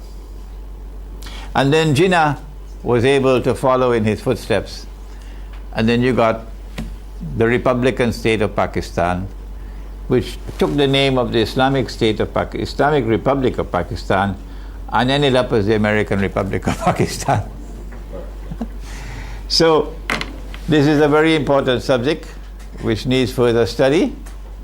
The emergence of the modern Republican state, secular state, and it's using it to replace the Khilafah state, and how should we respond? Our response is that we're not going to be a part of this. No. We're not going to be voting in elections. No. Our hearts are with the Khilafah state.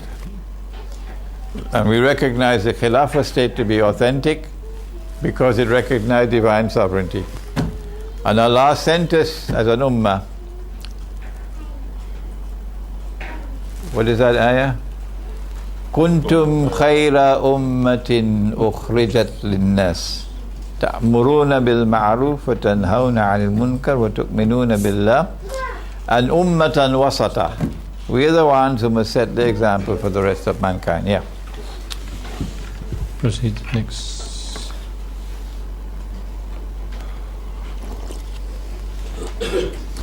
Someone asked, have I ever dialogued with other faiths on the subject of the end times? Right here in Cape Town, at the University of Cape Town, the same team organized it was a Christian, Jewish, Muslim dialogue on the end times. But I asked the team to inform whoever is representing the Jews that I will not sit on the same platform with a supporter of the State of Israel. No, I can't have a friendly dialogue with you. So when the team approached the Jewish representative, and mentioned this, then they said, well, this is going to be a political, so they backed out of it. But the Christians responded positively, and Bishop Quincy? Quinlan represented Christianity.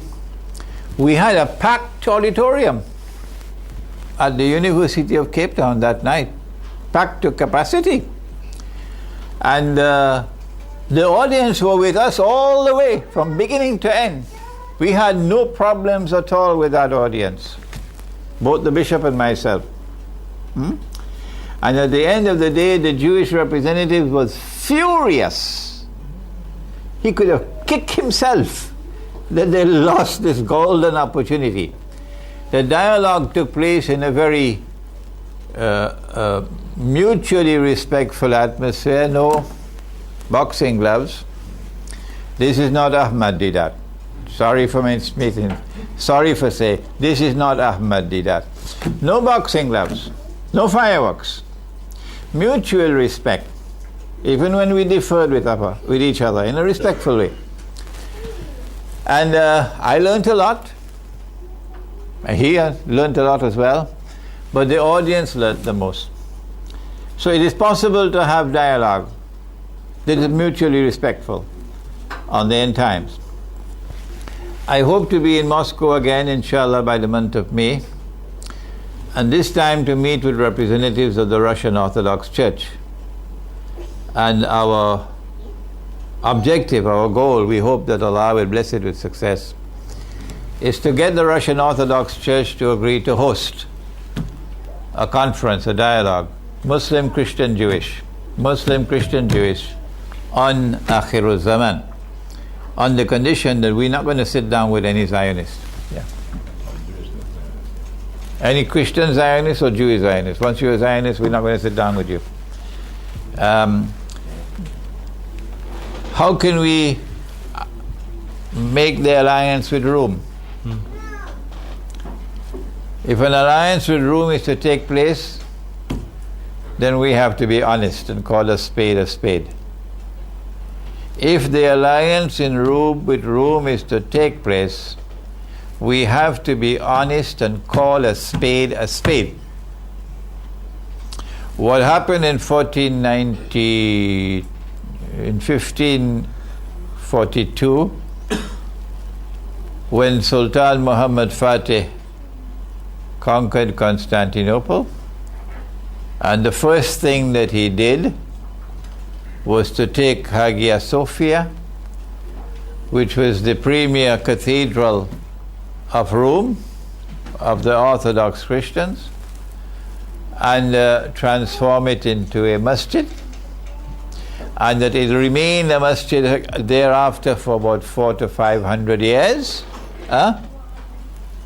without any significant voice in the world of Islam rising up against it. That this was something which was shameful, this is something which was disgraceful, and this is something which was manifestly sinful.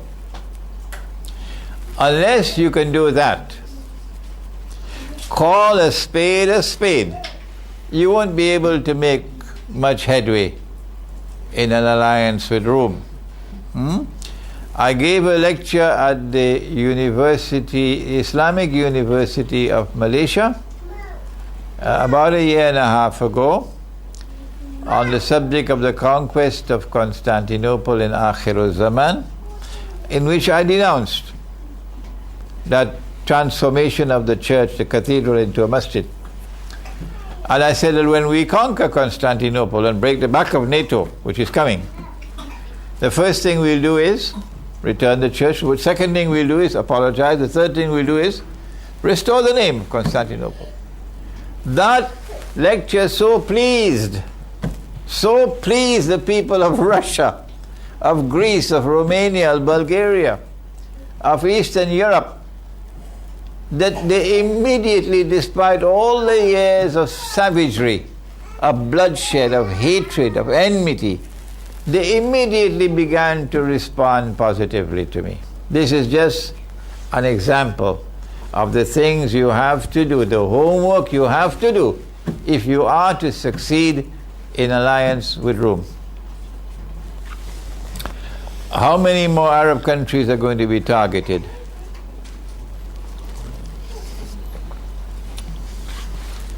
It's difficult to tell. I thought, and I was wrong. And I'm happy to be wrong sometimes. I thought the first to fall would have been Jordan. And I said so in 2001. I said King Abdullah probably has already packed his suitcase. Jordan hasn't fallen as yet. So it's difficult to predict which one will be next and which one will be next. Okay? But I don't think they're finished with Egypt.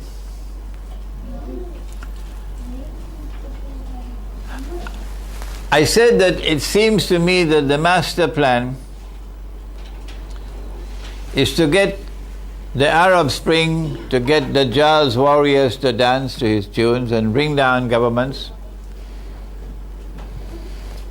so that they be replaced by so-called Islamic governments, which will be preaching fire and brimstone for Israel,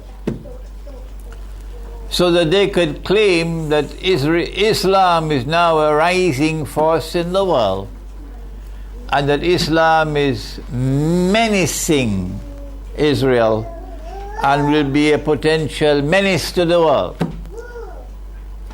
This was my analysis. And when Mubarak was toppled and the Ikhwan took over in Egypt, I felt, and I still feel, that this was meant to be part and parcel of the fulfillment of that master plan. The fact that Sisi took over from Morsi may not have been a part of the Zionist plan, may not have been. Whether Sisi had links or did not have links with Israel, I don't know. But I don't think this is going to continue as it is. I believe that the master plan is still being pursued.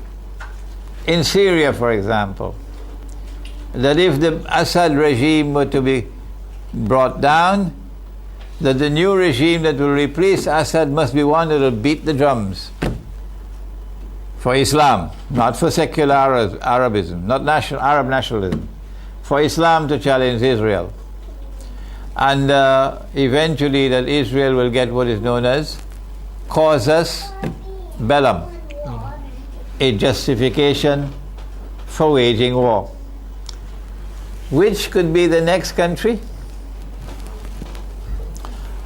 I don't know how long it will take, but I'm watching Saudi Arabia. How do we respond to those who insist that a 6-year-old can be married? What we have done, students of Maulana Fadlur Rahman Ansari, is to give you methodology and to demonstrate that based on the verses of the Quran, which I have not used in this session, this hadith is in conflict with the Quran. And if a hadith is in conflict with the Quran, that hadith must be considered to be fabricated. The Quran clearly does not permit marriage with a child who is 6 years of age. Where is the evidence? If you have the time, we can do it for you. Okay? This is the methodology I would suggest. Not through mathematical calculations. Well, she would have been so many years of age because this happened and that happened and that happened and that happened. And you compute age. That's one route. That's not our route. Our route is to show that this hadith is in conflict with the Quran. Like the hadith which says that women, because two women's witness of two women equal to one man, it demonstrates that women are inferior to men. Huh? Really? Does that demonstrate women being inferior to men? Is there any place in the Quran which states that the evidence of two women will be equal to one man? Is it there in the Quran? Yes. Really? Are you sure? You're not too sure. Yes, it is there in the Quran. On matters, for example, where there's a financial transaction, put it down in writing. Okay? Put it down in writing, financial transactions. And if you do not have 2 male witnesses, then 1 man and 2 women. So the hadith says this is evidence. This is evidence that women are inferior to men. Is that so? No, it's not. How can you demonstrate it? That this hadith is in conflict with the Quran. That is the methodology that you have to use in dealing with these hadith. Yeah. On that, Sheikh Ali Mustafa, is there any of these questions you would like to respond to? Well, I think I like to point that last one, the verse in Surah Ahzab. Also, on the last one, the verse in the Quran which shows that men and women stand on same level before Allah. Okay, there's the verse in Surah Ahzab. Besides other verses, Inna al-Muslimin al-Muslimat, wal-Mu'minin al-Mu'minat, wal-Qanitin wal-Qanitat, wal-Sadiqin wal-Sadiqat. There are 10 categories of believers mentioned, both in this, not generally in the Quran. When the male gender plural has been mentioned, include female also. Ya ayyuhallazina amanu, all believers, means everybody who's believer. Okay, all mu'minin means all male and female believers. But in this particular verse, it seems that Allah wants to impress upon us that all the 10 categories of believers, male and female, and both the genders have been mentioned, are on par before Allah. Whoever does good deeds and they worship Allah, they obey Allah, then they have got great reward for Allah. So the reward won't be less because it's a woman, or the degree will not be less because it's a woman. That's what I wanted to say. Shukran. So we'll start the next round of questions. Just before we do that, I just want to announce we're going to be sending around the donation box. So please, if you no obligation, it's donations, no obligation, but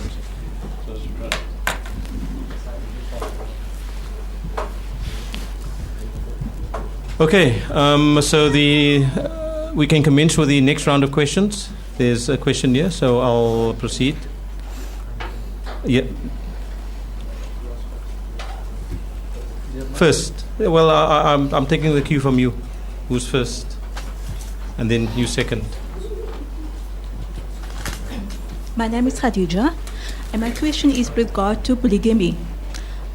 Some men do practice polygamy, but there is a condition that you must treat each and every one fairly. Now, some men do get married with the 2nd and 3rd and 4th, but yet they can't afford it. So how do you explain that? Thank you. I didn't understand the question. I'll explain it. You want to repeat? Yes, yes, please. You can repeat. Okay, my question is with regard to polygamy. One of the conditions is that when a man gets married to the 2nd or 3rd wife, he must be able to afford it or treat them fairly. So some men do get married to the 2nd and 3rd, but yet they can't afford it. How do you explain that? Yeah, behind you. Sharif Muhammad. Sheikh, I would like to ask you a question in the sense that it's more to, I may be exposing my ignorance in the sense that I have not done an intensive study on Gog, Magog, Dajjal, and I would like you to sort of arm me. So if we go into that field and with non-Muslims and on this particular topic, they will mention to me and they'll tell me who is Gog and Magog. Are they males or females? And when will Gog be born? When will Magog be born? And when will Dajjal come? And what's their purpose? And why is it relevant to this in this time and age for me to bring up the topic with these non-Muslims? The ayat in the Quran where Allah says, we've created mankind into O assembly of jinn and men, you shall travel through the zones of the universe, not except with my permission. Now, we know Iblis, Lucifer, who was expelled because he did not want to submit to man. What's the interaction between Iblis, Lucifer, and Gog and Magog? And will there be some form of an interaction in the sense that Lucifer did tell Almighty Allah that he will mislead the children of Bani Adam? Now, will there be also a violent interaction, or Iblis trying to seduce Gog and Magog, or Dajjal? These are all complicated questions. I would like you just to, in a nutshell, to explain to me, please. Shukran. Okay, I would prefer, before you already had a chant, there's a gentleman here. You say, I'll take one. There's none? Okay. Proceed. Assalamu alaikum. Walaikum salam. I know several French people that tried to make hijrah and to establish a Muslim village in North Africa, Tunisia and Morocco. I think you have heard about these attempts that failed. So I wanted to ask you some what kind of advice could you give to us? Thank you.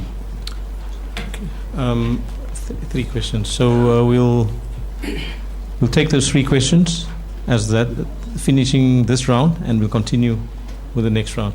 Please proceed, Maulana Imran or Sheikh Ali Mustafa, whoever wants to go first. You first. Assalamu alaikum. There's the question concerning polygamy. Some people say that we shouldn't use this word because in Christian, polygamy actually means when a person just illegally get other women. So this way we say multiple marriages. Okay. The Quran is clear that you may marry one, besides 1, 2, 3, 4. The very first verse mentioned in Surah Imran. Surah Nisa. This is at the end of Imran. The Surah Nisa. But if you are not able to be just or fair, fawahidatan, or ma malakat aymanukum. Now that there is a lot of discussion in this, and there is a lot of studies to be done further in this, because even that has been misunderstood or misinterpreted or misacted upon. Ma malakat aymanukum. Okay, but we don't go into that right now. It means to say that if one has to marry another woman, then he should be fair. Second one, third one, or fourth one. He should be fair. From the practice of the Prophet and the Sahaba, it seems to us when we study that it doesn't mean that you have to be very rich in order to marry. Okay? Because the lifestyle of a Muslim is a simple one. But one should be able to provide the basic means of sustenance. Okay. And fairness also. It is not just like you have got sheep and you just give them food and don't worry about them. Human beings are different. So if a man marries another woman, it's not just only giving her money, but he must give her also attention. He should be fair in their dealings. Some people take it in the sense of that if a man has got a second wife or a third wife, then if he gives the one a dress, then he should get the same dress to all three of them. You see? Okay, be that as it may.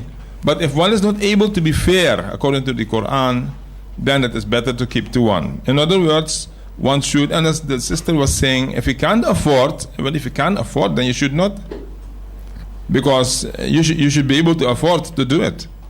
Okay?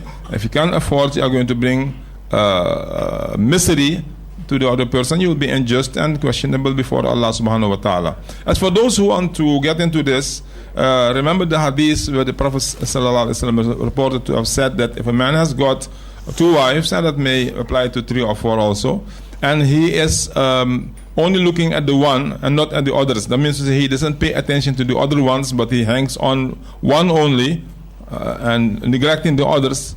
On the day of Qiyamah, he will have a problem, because his one face will be faced off from the other side. Means he will be punished in a terrible way. This is something we should be, the men, care about. You have to be also strong as a man if you have to marry even first one, let alone second one. And we all know, those who are married amongst us, that it is not very easy to manage the wife. You have to be a man in order to marry a woman. That is the thing. And of course, the responsibility is on your shoulder. So therefore, I mean, Maulana was saying about in the Muslim village, there should not be this problem. But therefore, unless we become really sincere with Allah, totally devoted and absolutely dedicated, we will not be able to do it or do it correctly. Okay, it's not a joke. It's not just for fun that we marry, but we do it in order to please Allah, in order to have a balanced and a good, harmonious social life, whereby the needs of all are seen into.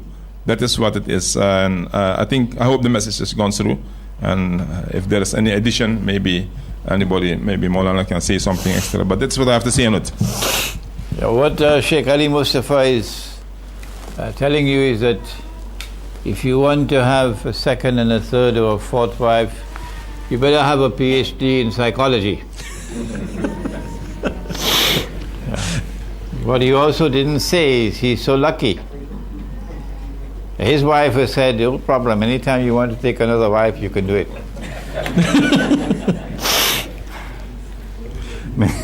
May Allah bless his wife. Allah blessed him with a very good wife. She's sitting somewhere inside the back there. MashaAllah. It is going to be a little difficult in this question and answer session to identify who are Gog and Magog, who is Dajjal, and answer all these questions, because these are very complex subjects. But I did mention that, in my opinion, Gog and Magog is located in the Anglo-American Judeo-Christian alliance, which today is the Zionist alliance. What's the relationship between Iblis and Dajjal, between Iblis and Gog and Magog?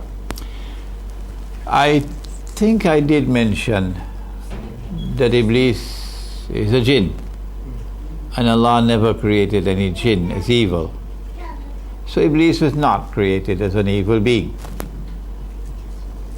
Iblis had a choice, and he made the choice to disobey, and he'll be punished for that. But Dajjal was created as an evil being. قُلْ أَعُوذُ بِرَبِّ الْفَلَقِ مِنْ شَرِّ مَا خَلَقَ. Where is the evil that Allah created? Evil cannot exist in the universe as have an objective existence in the universe as a star, as a moon, or as a piece of rock or something. Evil has to be located in a being with choice. And only two beings have choice: human beings and jinn. And neither human beings nor jinn have been created evil. No. Human beings have choice, and they choose to be believers or kuffar. Okay? The only thing in the whole of Allah's creation who's created evil is Dajjal. That's your first and most important difference between Iblis and Dajjal. In consequence of which, it should be fairly simple for us to conclude that Dajjal is not going to be subjected to judgment on Judgment Day and to be rewarded or punished by Allah. No. It should be fairly simple to conclude that since he was created as an evil being, he has no responsibility. He's not responsible for his conduct. Indeed, what he does, his actions will not have the word conduct for it. Human beings have conduct. Jinn have conduct. but not Dajjal. No, Dajjal is action. Kandak is an ethical word. Ethical word. And that when Dajjal is killed, there is no resurrection for him. No. He passes into non-existence. But this is the kind of thinking that is very difficult for people to accept because nobody has thought about this subject. Nobody has explored this subject. So I would not be surprised if people find it difficult to accept these views. For Gog and Magog, it's a little bit more difficult. We know that the 999 for Jahannam would be Ahlu Ya'juj wa Ma'juj, the people who follow Gog and Magog. Okay? And they are therefore responsible for their conduct. Allah did not create you in tight blue jeans. That was your choice, to wear tight blue jeans, which you are dressed and yet you're looking naked. All the shape of the body is there on display before the whole world. So you are responsible for your conduct and you are following Gog and Magog, and hence you belong to Ahlu Ya'juj wa Ma'juj. But the original Gog and Magog, it is extremely difficult for us to locate, identify the original ones. All we can say is that they are located within this group, the Anglo-American Judeo-Christian Zionist Alliance. And what is the fate of the original Gog and Magog, not those who follow them? That I don't know, because there's no material that I can use on the basis of which I can answer. What is your advice for Muslims in Europe? Answer: if you can make hijrah, my advice is to do it. Algeria, Morocco, Tunisia, but not Libya. Not Libya. Algeria, Morocco, Tunisia. And when you make hijrah, don't go to the cities. No. Go to the remote Moroccan countryside, the remote Algerian countryside. And the Algerians are always telling me how beautiful the countryside is. How beautiful the countryside is, yeah. The remote Tunisian countryside. And seek refuge there in small communities. But if you cannot make hijrah out of France, then what do? The same thing for the United States. The same thing for Canada and Britain. You get out of the cities and towns and you go to the remote countryside, wherever you are, and you cannot get out of that country. And in those remote countryside locations, are small communities with a low profile. Why? Because of Suratul Kahf. وَلْيَتَلَطَّفْ وَلَا يُشْعِرَنَّ بِكُمْ أَحَدًا إِنَّهُمْ يَظْهَرُ عَلَيْكُمْ يَرْجُمُّكُمْ أَوْ يُعِيدُوكُمْ فِي مِلَّتِهِمْ وَلَنْ تُفْلِحُوا إِذًا أَبَدًا. Low profile. Because if they find your profile, they're going to come after you. That is a solution for Muslims resident in Europe. Ali, yes, Yeah. please proceed. Assalamu alaikum. Now the question of the Dajjal.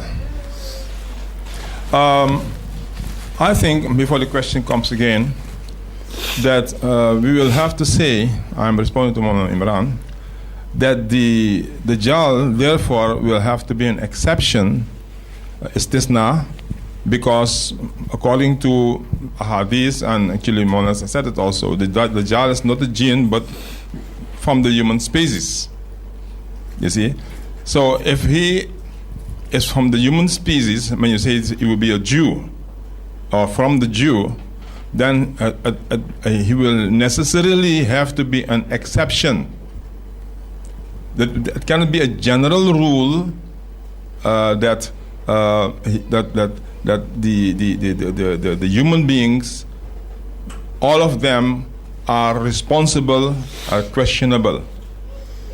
So if the evil that is created is the Dajjal and is a human, then he has to be an exception. That is what my suggestion is. So please. Okay, I have an additional comment to make on this. It's a very fascinating subject to discuss, particularly among scholars. وَلَقَدْ karramna bani Adam. That all the progeny of Adam, all those human beings who are the progeny of Adam alayhi salam, have been honored by Allah. Dajjal has not been honored by Allah. Are all human beings from Adam alayhi salam? That's the next question. Is there the possibility that you can have a human being who is not from Adam alayhi salam? That's the question. Kullukum min Adam wa Adamu min teen. You are all from Adam, and Adam is from dust. So I choose to get out of this difficulty by suggesting as a solution that whoever or whatever that creation is that we call Dajjal, Dajjal is going to appear in the form of a human being. That's what is important for us.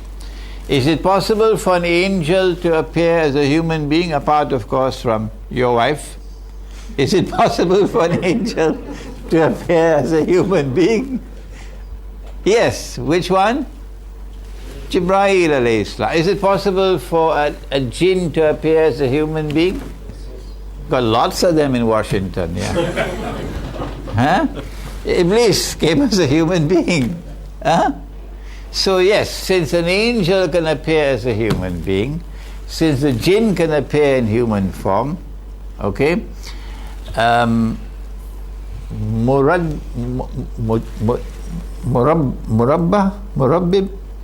what is it? A breed that is both human and jinn. A hadith about that. Murabbib. There's a strange hadith. Very, very few people have encountered this hadith about the product of a human and jinn coming together. Anyhow, that's too difficult. So possibly the answer is that whatever Allah created as Dajjal, has to be a different creation altogether, because an evil creation. قُلْ أَعُوذُ بِرَبِّ الْفَلَقِ مِنْ شَرِّ مَا خَلَقَ. And that this evil creation is released on the island of Britain, but is not as yet in our world of space and time, our biological world. It is in the Samawat. And that this evil being will eventually emerge, be born of Jewish parents. Not any Jewish parents. He has to have lineage with Dawood alayhi salam. Otherwise the Jews are not going to accept him.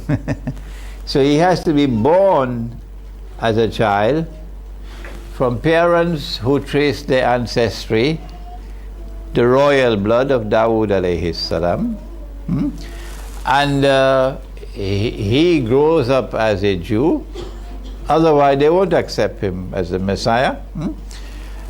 So Dajjal appears in human form. That is the best of my thought on the subject. Yeah. Shukran. So we'll start the next round. Any questions from the floor? There was one you were first. So I'll go there and then, okay. Tafaddal. Murakkab, yeah.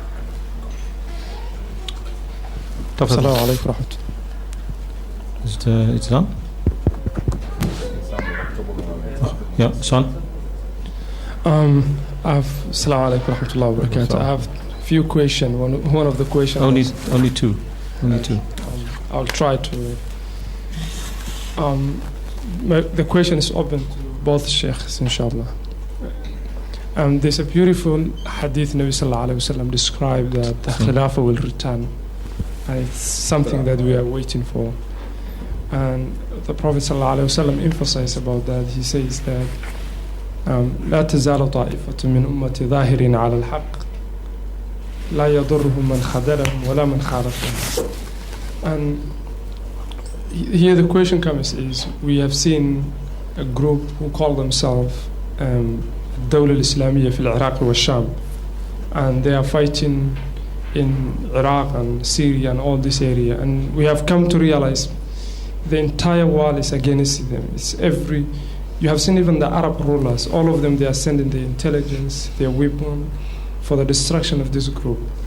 Can we say that these people, they are on al-haq? Because there was another hadith that says, al-haq ma shahadahu al-adu, which is the truth is what the enemy of Allah witness. And that's the first question. The second question is,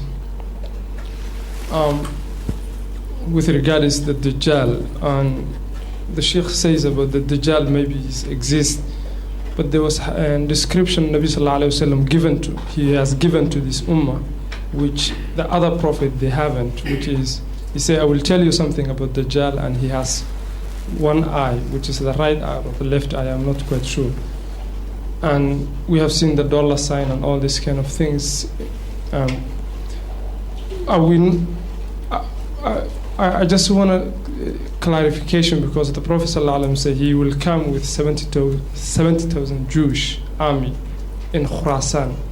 So now my question is, there are so many Jewish in Iran than any part of the world. Are we saying these people are the Dajjal will appear in Iran and Khurasan?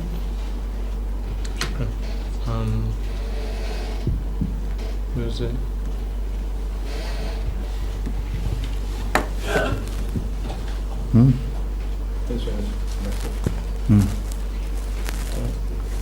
Maulana, if the story about the island and the encounter with Dajjal, could you expand on the sources of that? And the second question I have is with regard to Khidr or Khizr and the story of the Ruh. Many commentators say the Ruh is a reference to Jibreel alayhi salam. But if you read the Quran, or my interpretation as I've read it is, the Ruh is something separate from a creation of the angels. So if you could just expand on that, please. Before you. I just want to, there's a question that related to the first one. I missed it, sorry. It was a written one. And it's related to the first one on Syria and Iraq. What is the opinion on Hezbollah and the Syrian government in the jihad waged currently in Akhirus Zamaan, looking at their position towards the Palestinians and also the good relation between Russia? I think that's a separate question. I'll take one last question before we go to the next round. I'll only take a few, three for the round. Unfortunately, that person was before you. Shukran, Brother Fakhri. This will be my last question. Sheikh, I just want you to give us your opinion on madrasas or madaris here in this country. Are we with our madaris or madrasas on the right path in teaching our children the way we are currently doing? They are doing a very good job in teaching us our Arkan Islam, our Arkan Iman, how we must make salah, how we must perform hajj, how we must fast and all that. But I feel there's a great part lacking in our madaris that we should teach our children, and I believe that one must bend the tree while it's young.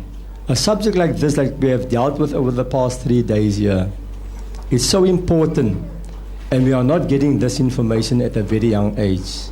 We are all here in this room, we are all adults, and we are exposed to this information at this late stage. And I believe this should be done at a very, very early stage while we are still young. Is there a need for our madaris in this country to be transformed, or are we on the right path? Okay, shukran. So Maulana Imran and Sheikh Ali Mustafa, you can proceed with answering those questions.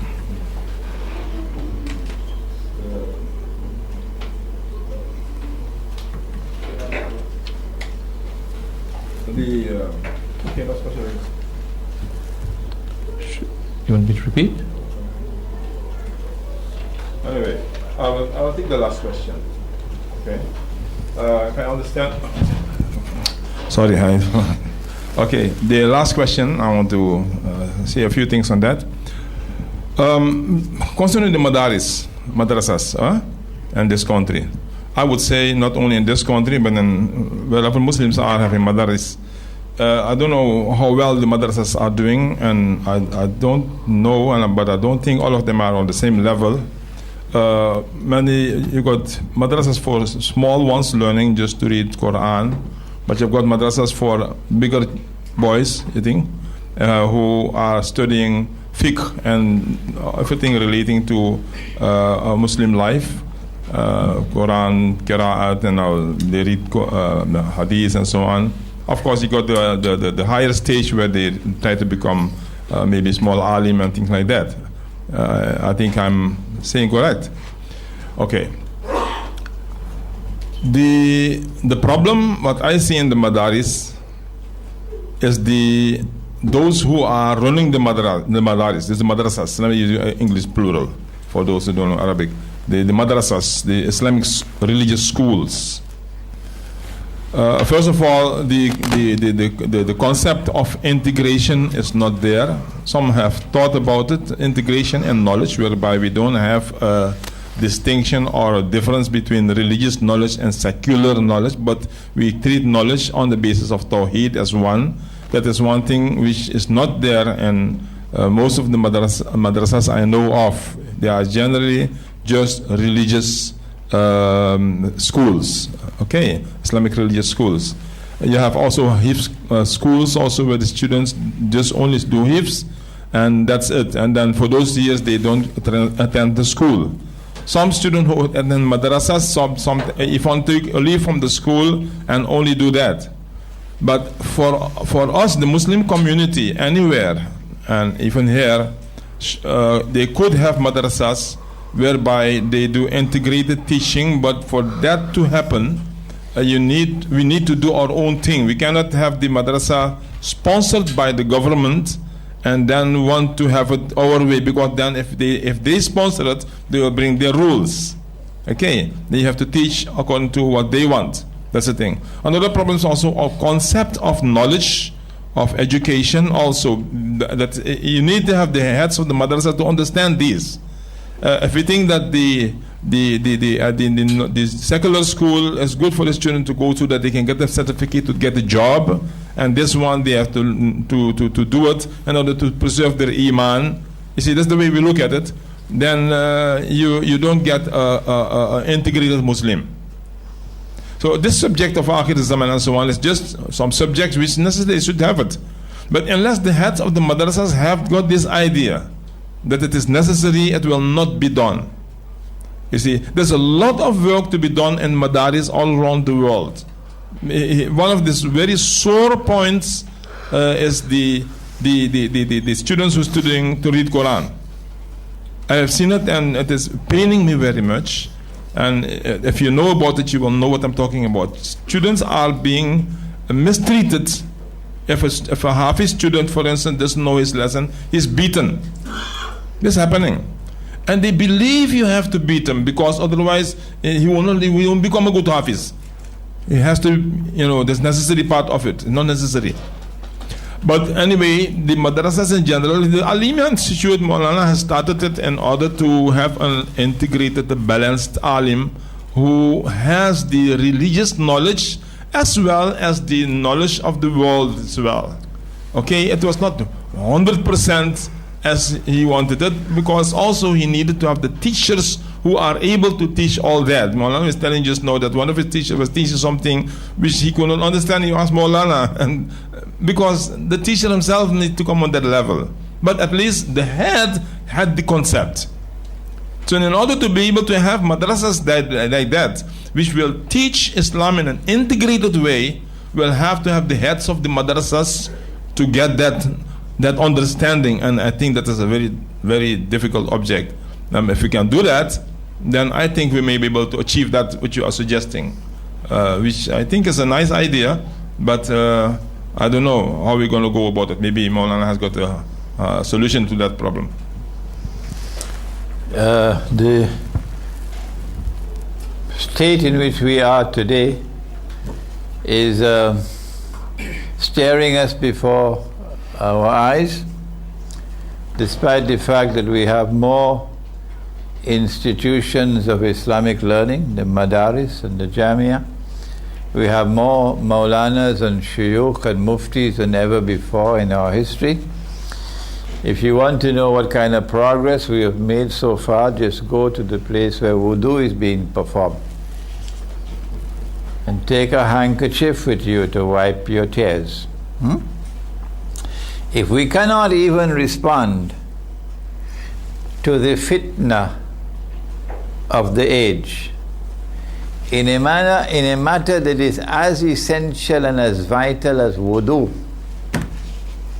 what chance do we have to succeed in responding to the fitna of the age on another battlefield, that of dinar and dirham?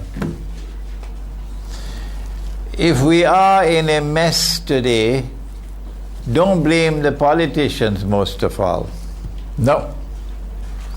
Don't blame the bankers most of all. No. Don't blame absentee mothers and part-time mothers most of all. No.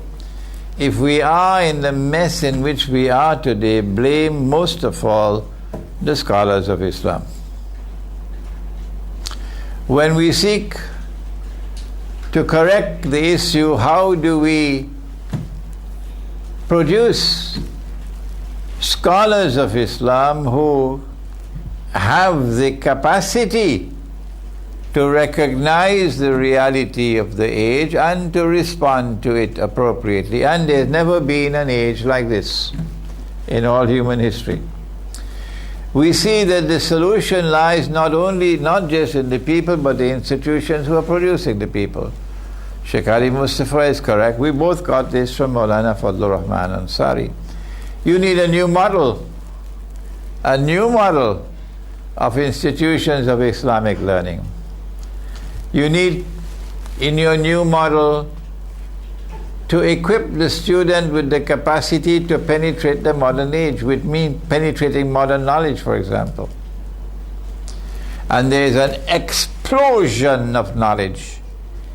An explosion, a stupendous explosion of knowledge, extending the frontiers of knowledge in every single discipline of knowledge. That's the way it is today. So you need to extend your curriculum to study all this explosion in the world of knowledge. It would be surprising to you that Sheikh Ali Mustafa and I, as students of an institution of Islamic learning, we had to study the Islamic philosophy of history. Where did you ever hear of this? Huh? What kind of man is this Maulana Fadlur Rahman Ansari? The Islamic philosophy of history? Yeah, it's because I was taught the Islamic philosophy of history that I can grapple with ilmu Akhirus Zamaan today. That's why. That we were taught the Islamic, you will not believe this one. At the Alimi Institute of Islamic Studies, we were taught the Islamic philosophy of science. What kind of man is this Maulana Fadlur Rahman Ansari?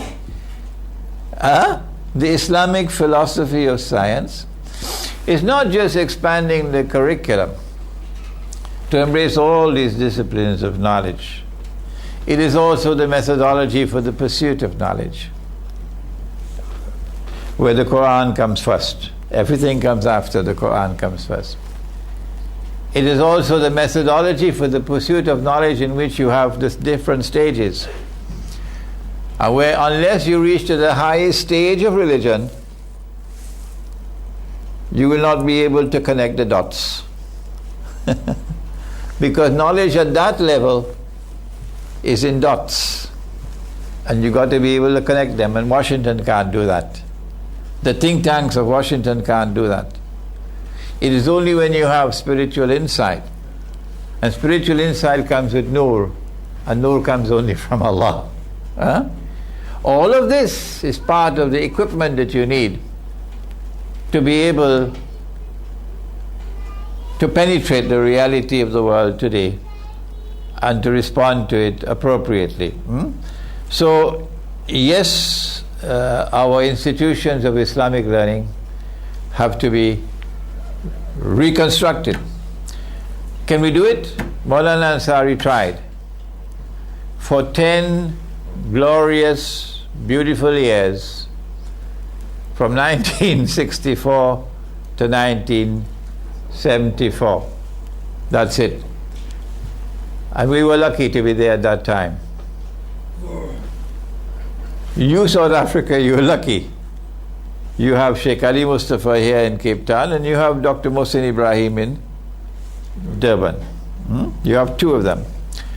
But once Maulana Fadlur Rahman Ansari rahimahullah died, that was it. They could not maintain the institute. So now it has become a shadow. It's still there, but a shadow of what he wanted. Briefly now, because time is running out, the one eye of Dajjal on the US dollar bill, it's a sign. It's not Dajjal himself. It's like the footprints, for you to check, to understand that the monetary system has been penetrated by Dajjal. 70,000 Jews from Khorasan. I think that Iran has more. The story of Iran has more in it than we've seen so far. And the Iranian people, I believe, I feel sad to say so, the Iranian people may be destined to become like the Pakistani people. The Pakistani people have never had the freedom to have their own government. No. Governments in Pakistan, in order to survive, must become shoe-shine boys of the Zionists. And if there is anyone leading Pakistan who is not prepared to be a shoe-shine boy of the Zionists, then like Zulfikar Ali Bhutto and like Ziaul Haq in his later years, you are finished. They finish you off. The only way you can survive in Pakistan as a leader is if you are a shoe-shine boy of Washington. Iran has had leaders with great integrity. Mahmoud Ahmadinejad was a man we could be proud of. a great leader, a man we can be proud of. While others were sleeping in 6-star hotels and driving around in chauffeur-driven plush motor cars and a whole aeroplane for yourself and so on, in 6-star comfort up there in the sky, this man would sleep on the ground. And eat the simplest of food, setting a noble example. Incorruptible. You couldn't buy Mahmoud Ahmadinejad. I hope I can meet with him one day. When Hugo Chavez died, only one leader in the world of Islam went to honor him at his funeral. Only one. Mahmoud Ahmadinejad. So you can say what you want about him. I'll just dust it off the table. That's what it is, it's dust. So they couldn't make a deal with him. But I believe the wind of change is coming now in Iran. And I fear for what is now possible, that a deal might be attempted with Iran, and as a consequence, if the leadership of Iran, and I hope my words reach them, if the leadership of Iran is deceived, and that is always possible now, if they are deceived, then Iran could end up as another Pakistan. And the hadith about 70,000 Jews from Isfahan would come to pass. But we pray that Allah subhanahu wa ta'ala may guide the leaders of Iran that they may not be deceived. What is the source of this hadith about Britain, the island? It's the hadith of Tamim Dari, which is in Sahih Muslim. Tell me something about Khidr. Give me 1 hour and I'll do that. What is the ruh? The 3 questions. What is the ruh? It was a tricky question. وَيَسْأَلُونَكَ عَنِ الرُّوحِ. And they questioned thee concerning the ruh. The ruh could be the human spirit, the ruh. At the end of Surah Al-Ma'idah, Allah subhanahu wa ta'ala speaks to Nabi Isa alayhi salam. Did you tell them to worship me and my mother beside Allah? Did you do that? He says, no, I never do that. You know what is in my nafs, I know what is in your nafs. So Allah has a nafs, but Allah also has ruh. وَنَفَخْتُ فِيهِ مِنْ رُوحِي. So which ruh are they questioning about? The divine ruh, the Hindus call Paramatma, or the human ruh, or تَنَزَّلُ الْمَلَائِكَةُ وَالرُّوحُ, Jibreel alayhi salam. A tricky question. That's why they asked the question, to trick him. The relationship with Hezbollah and the Syrian government and their jihad, whoever stands up to oppose and resist Zionist oppression is valuable to us. If I make a mistake, correct me. Al-kafiruna ba'duhum awliya'u ba'd illam tafa'alu takun fitnatun fil ardi wa fasadun kabir. That world out there, they make alliances. The world of kufr. They are constantly making alliances. Ba'duhum bi ba'd.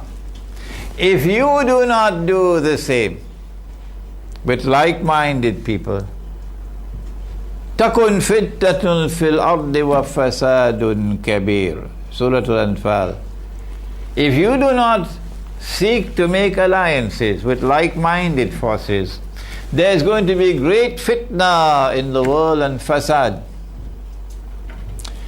And so wherever in the world we find people, we got one from France here, wherever in the world we find people who are standing up to Zionist oppression, you would not know it, but the fellow from France would know about Diodoni and would know about Alain Soral and others.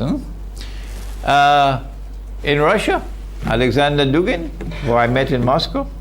Wherever you find these people who are standing up to Zionist oppression, wherever they are, even here in Cape Town, whether they be Christian or Jew or Hindu or whoever they are,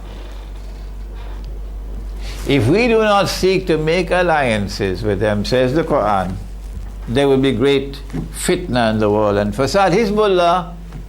Hezbollah is standing up to Israel. Yes, Hezbollah is Shia. The Syrian government is standing up to Israel. Yes. Why do you think they want them to remove the Syrian government? The Syrian government has made an alliance with Russia. And Russia is standing up to the Zionists. Russia is standing up to the Gog and Magog alliance. Where is the evidence? Just look at homosexuality. They all advancing the agenda of homosexuality. What is Russia doing? What is Russia doing? Relations with Rome, it is Iran amongst all the Muslim countries. It is Iran which has pioneered an alliance with Rome. None of the Sunni, so-called Sunni Muslim countries are doing what Iran is doing, an alliance with Rome. I hope and pray that these seminars and retreats that we have been organizing and the internet might be a means through which we can educate our people, and that a generation will come after us of scholars. And we are establishing now an Institute of Islamic Eschatology. We have in our midst here today one who is sitting with us, who is doing the yeoman's job of establishing that Institute of Islamic Eschatology, building the buildings. He brought the photographs with me, he showed me what they've done and so on. We have accommodation already for 8 students, built already. We need another 2 buildings to be built, so then we'll have accommodation for 24. And I've said once we have accommodation for 24, you're going to first the seminar on Islamic eschatology for 1 week. You don't pay, you come, you get accommodation, free of charge. We're not going to cook for you. No. So tell your mama to teach you to cook. You're going to be doing your own cooking. Okay? If you have the means to buy the groceries and so on, you buy your own groceries. We have a shop there. And those who do not have the means, we'll provide sadaqah. So you'll do your own cooking. Okay? We have the plan of the masjid. The classes will be in the masjid. But every morning, after Salatul Fajr, you'll go back to your hut, you'll drink a cup of coffee. You know, the Prophet said 3 things have been made dear to me in the world of yours. Number 1, salat. Number 2, perfume, fragrance. And number 3, women and nisa. Well, I added a 4th. Coffee. So you drink your cup of coffee, then you recite the Quran, your portion of the Quran for the day. And once you recited that portion of the Quran for the day outside, we have a garden plot where you're going to be doing some farming of food crops. We'll have animals, dairy farming, and there'll be someone there to teach you. And you go out there and you work for 1 hour. Everybody. After that 1 hour, you go back, you take a shower, you take your breakfast, and by 9:30 you're in the masjid. And then I will teach from 9:30 to 11:30.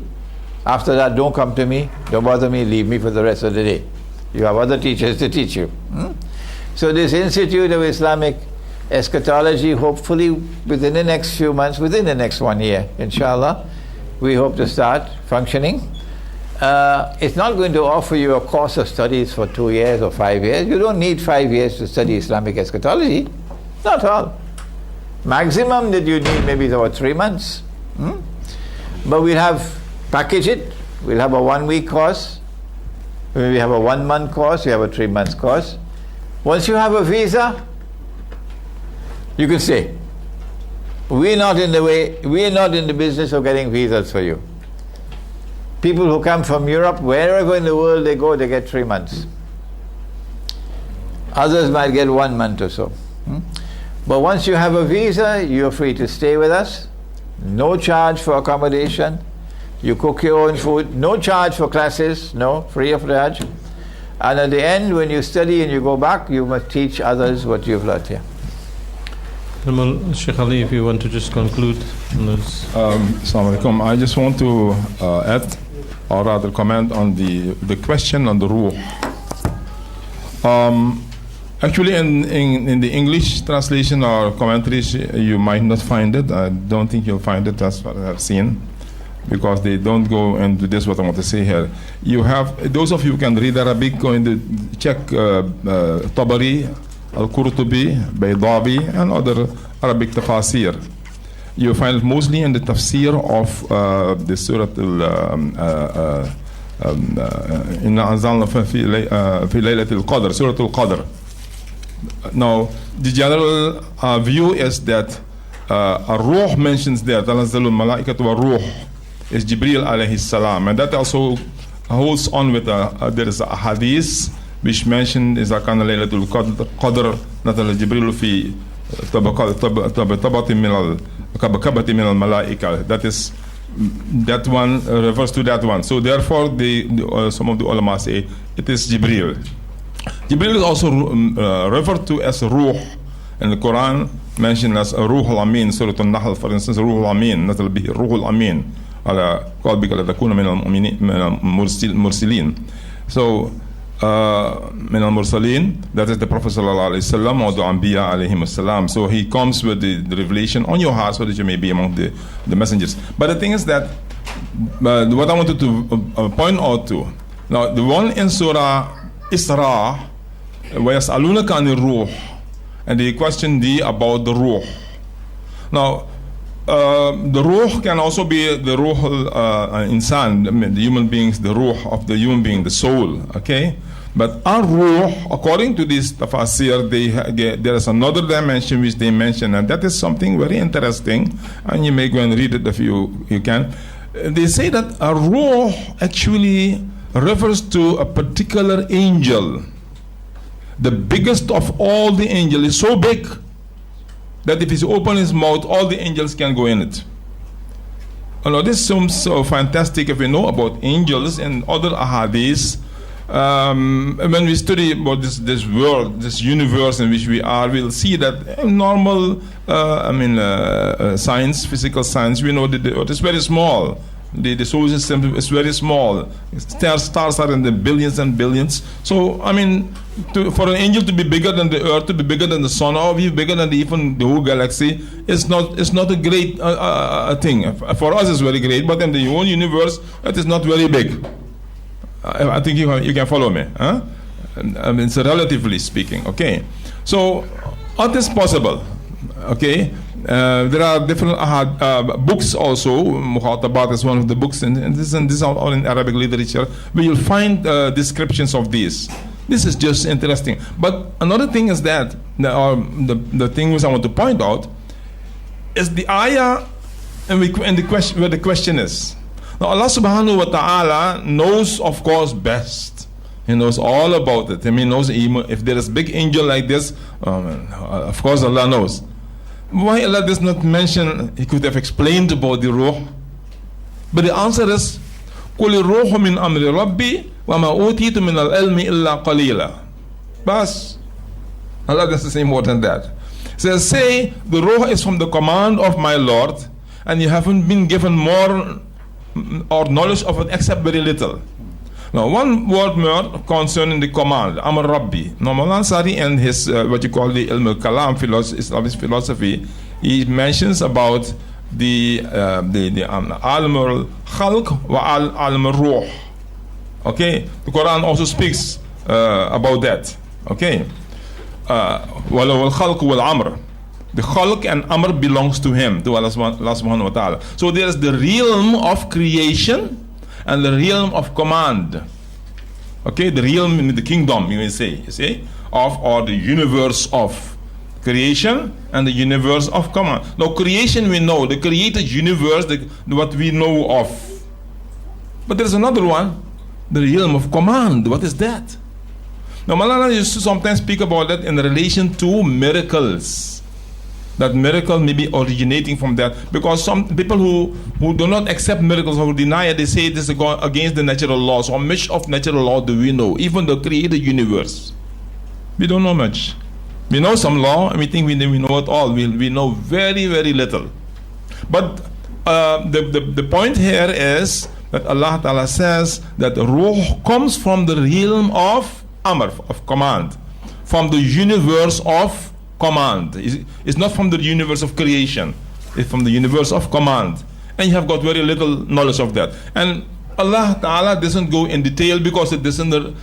We need not know everything to be guided. So what we need for our guidance in this life, that is in the Quran. More than that is not necessary. Remember the ayat in Surah, it's in Surah Al-Maidah, where Allah Ta'ala cautions us, Ya ayyuhalladhina amanu la tas'alu an ashya'a in tubda lakum tasu'ukum in tubda lakum tasu'ukum wa in tas'alu anha hina yunazzal al-Qur'an tubda lakum afa Allahu anha. Then Allah Ta'ala says, do not, O believers, do not ask things which, if they are revealed to you, it will harm you, or it will make you feel unhappy, or it may put you in a difficult state. But if you persist and ask, it can be revealed to you. And people before you have asked. And you know about the Bani Israel, they used to ask many questions. And the Prophet ﷺ was speaking about kasratu su'alihim ila anbiya'ihim. They used to ask the Prophet too many questions. And the classic example of that is in Surah Al-Baqarah. That's why Surah Al-Baqarah is called Al-Baqarah. When they were questioning about the cow, they did not want to sacrifice or slaughter the cow because they knew they would be exposed because a man was killed. They were protecting the killer. So they keep on asking questions, and that is not good. And that is one thing. So in this question about the ruh, Allah has given an answer which should be enough. It is just like when a small child asks questions which is beyond him. Sometimes a mother is pregnant and they ask, why is your mommy's belly so big? Now what are you going to tell the child? You see, what are you going to tell the child? Sometimes you don't know what to say, you see. But you may say, well, mommy is getting a baby. You may say that, which is truthful. But people all the time, they used to don't say that. They will tell the child some cock and bull story. I used to believe till I was more than nearly 10. I used to believe really that the child comes by the what you call the stork. The stork being the child. You know, we used to believe it. But nowadays they believe that you tell the child everything, and that is also wrong. You see? So you give an answer which is correct without going into detail because you are not ripe enough to know more. So maybe that's what Allah is doing with us here. Because it's not necessary to know all about the ruh because it is bigger than us. So Allah says, "Kul ruh min amri Rabbi, ama utitum min al-ilmi illa qalila." MashaAllah, MashaAllah. Mr. MC, we'd like you to exercise a value judgment. I want you to ask the 64th. No. Sorry, sir. You cannot take the what's his name, Maulana. I have been part of this group for long. I know Maulana is unfortunately tired now, and we cannot allow any further questions because I think Maulana has indicated that he's tired, and we have to respect that. So please respect that. If you want to ask questions afterwards, you could, but for the session, I think we have to, unfortunately, call it close. We thank, in fact, all the questioners and the contributors for their contributions. It was much appreciated, and I trust it behoves me to say to Maulana Imran Nasr Hussain once again, it's always a pleasure for a student to say to his teacher, Alhamdulillah, thank you for everything that you have contributed to our learning and our understanding and for the person you are. And Alhamdulillah, may Allah protect you always, and may Allah bless you, and Allah grant you a high place in Jannah, inshallah. And for Sheikh Ali Mustafa being here in our midst, I appeal to everybody who's here. Sheikh Ali Mustafa is here now, and we have a great person in him to guide us as well, inshallah. So I thank you as well for your guidance, Sheikh Ali Mustafa, and for all your contributions today. For the audience, for the participants, we thank you, and I'm sure Maulana, on behalf of Maulana, we extend his greetings and thanks to you for your participation.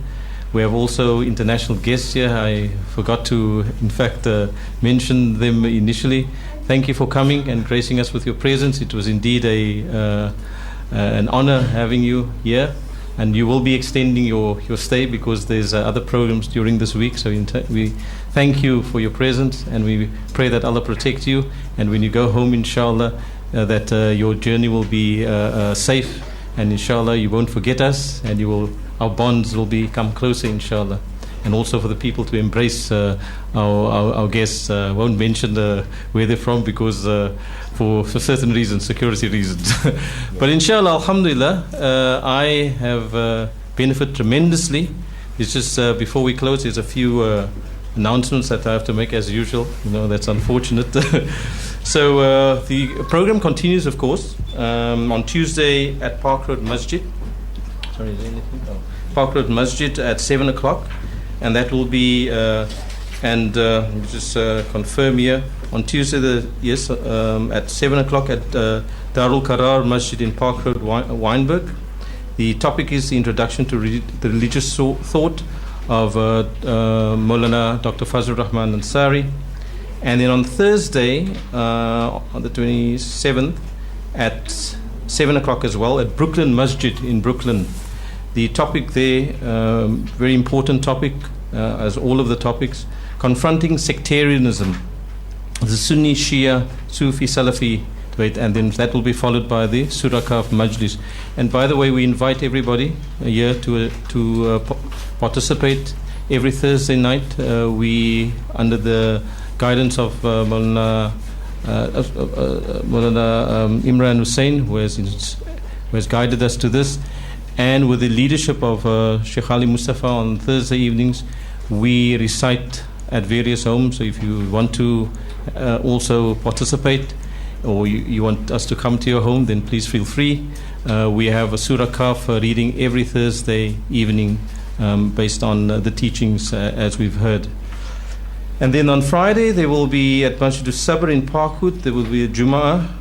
And then Saturday the 1st, at 3 o'clock, we will be, Maulana Imran Nasr Hussain will be at Timbuktu Books, where we will be launching the Quranic Foundations, the 2-volume text that you've seen in front of Maulana Dr. Fazlur Rahman Ansari. So yes, so that is it. I don't know if there's any. Oh yes, of course, there's a few.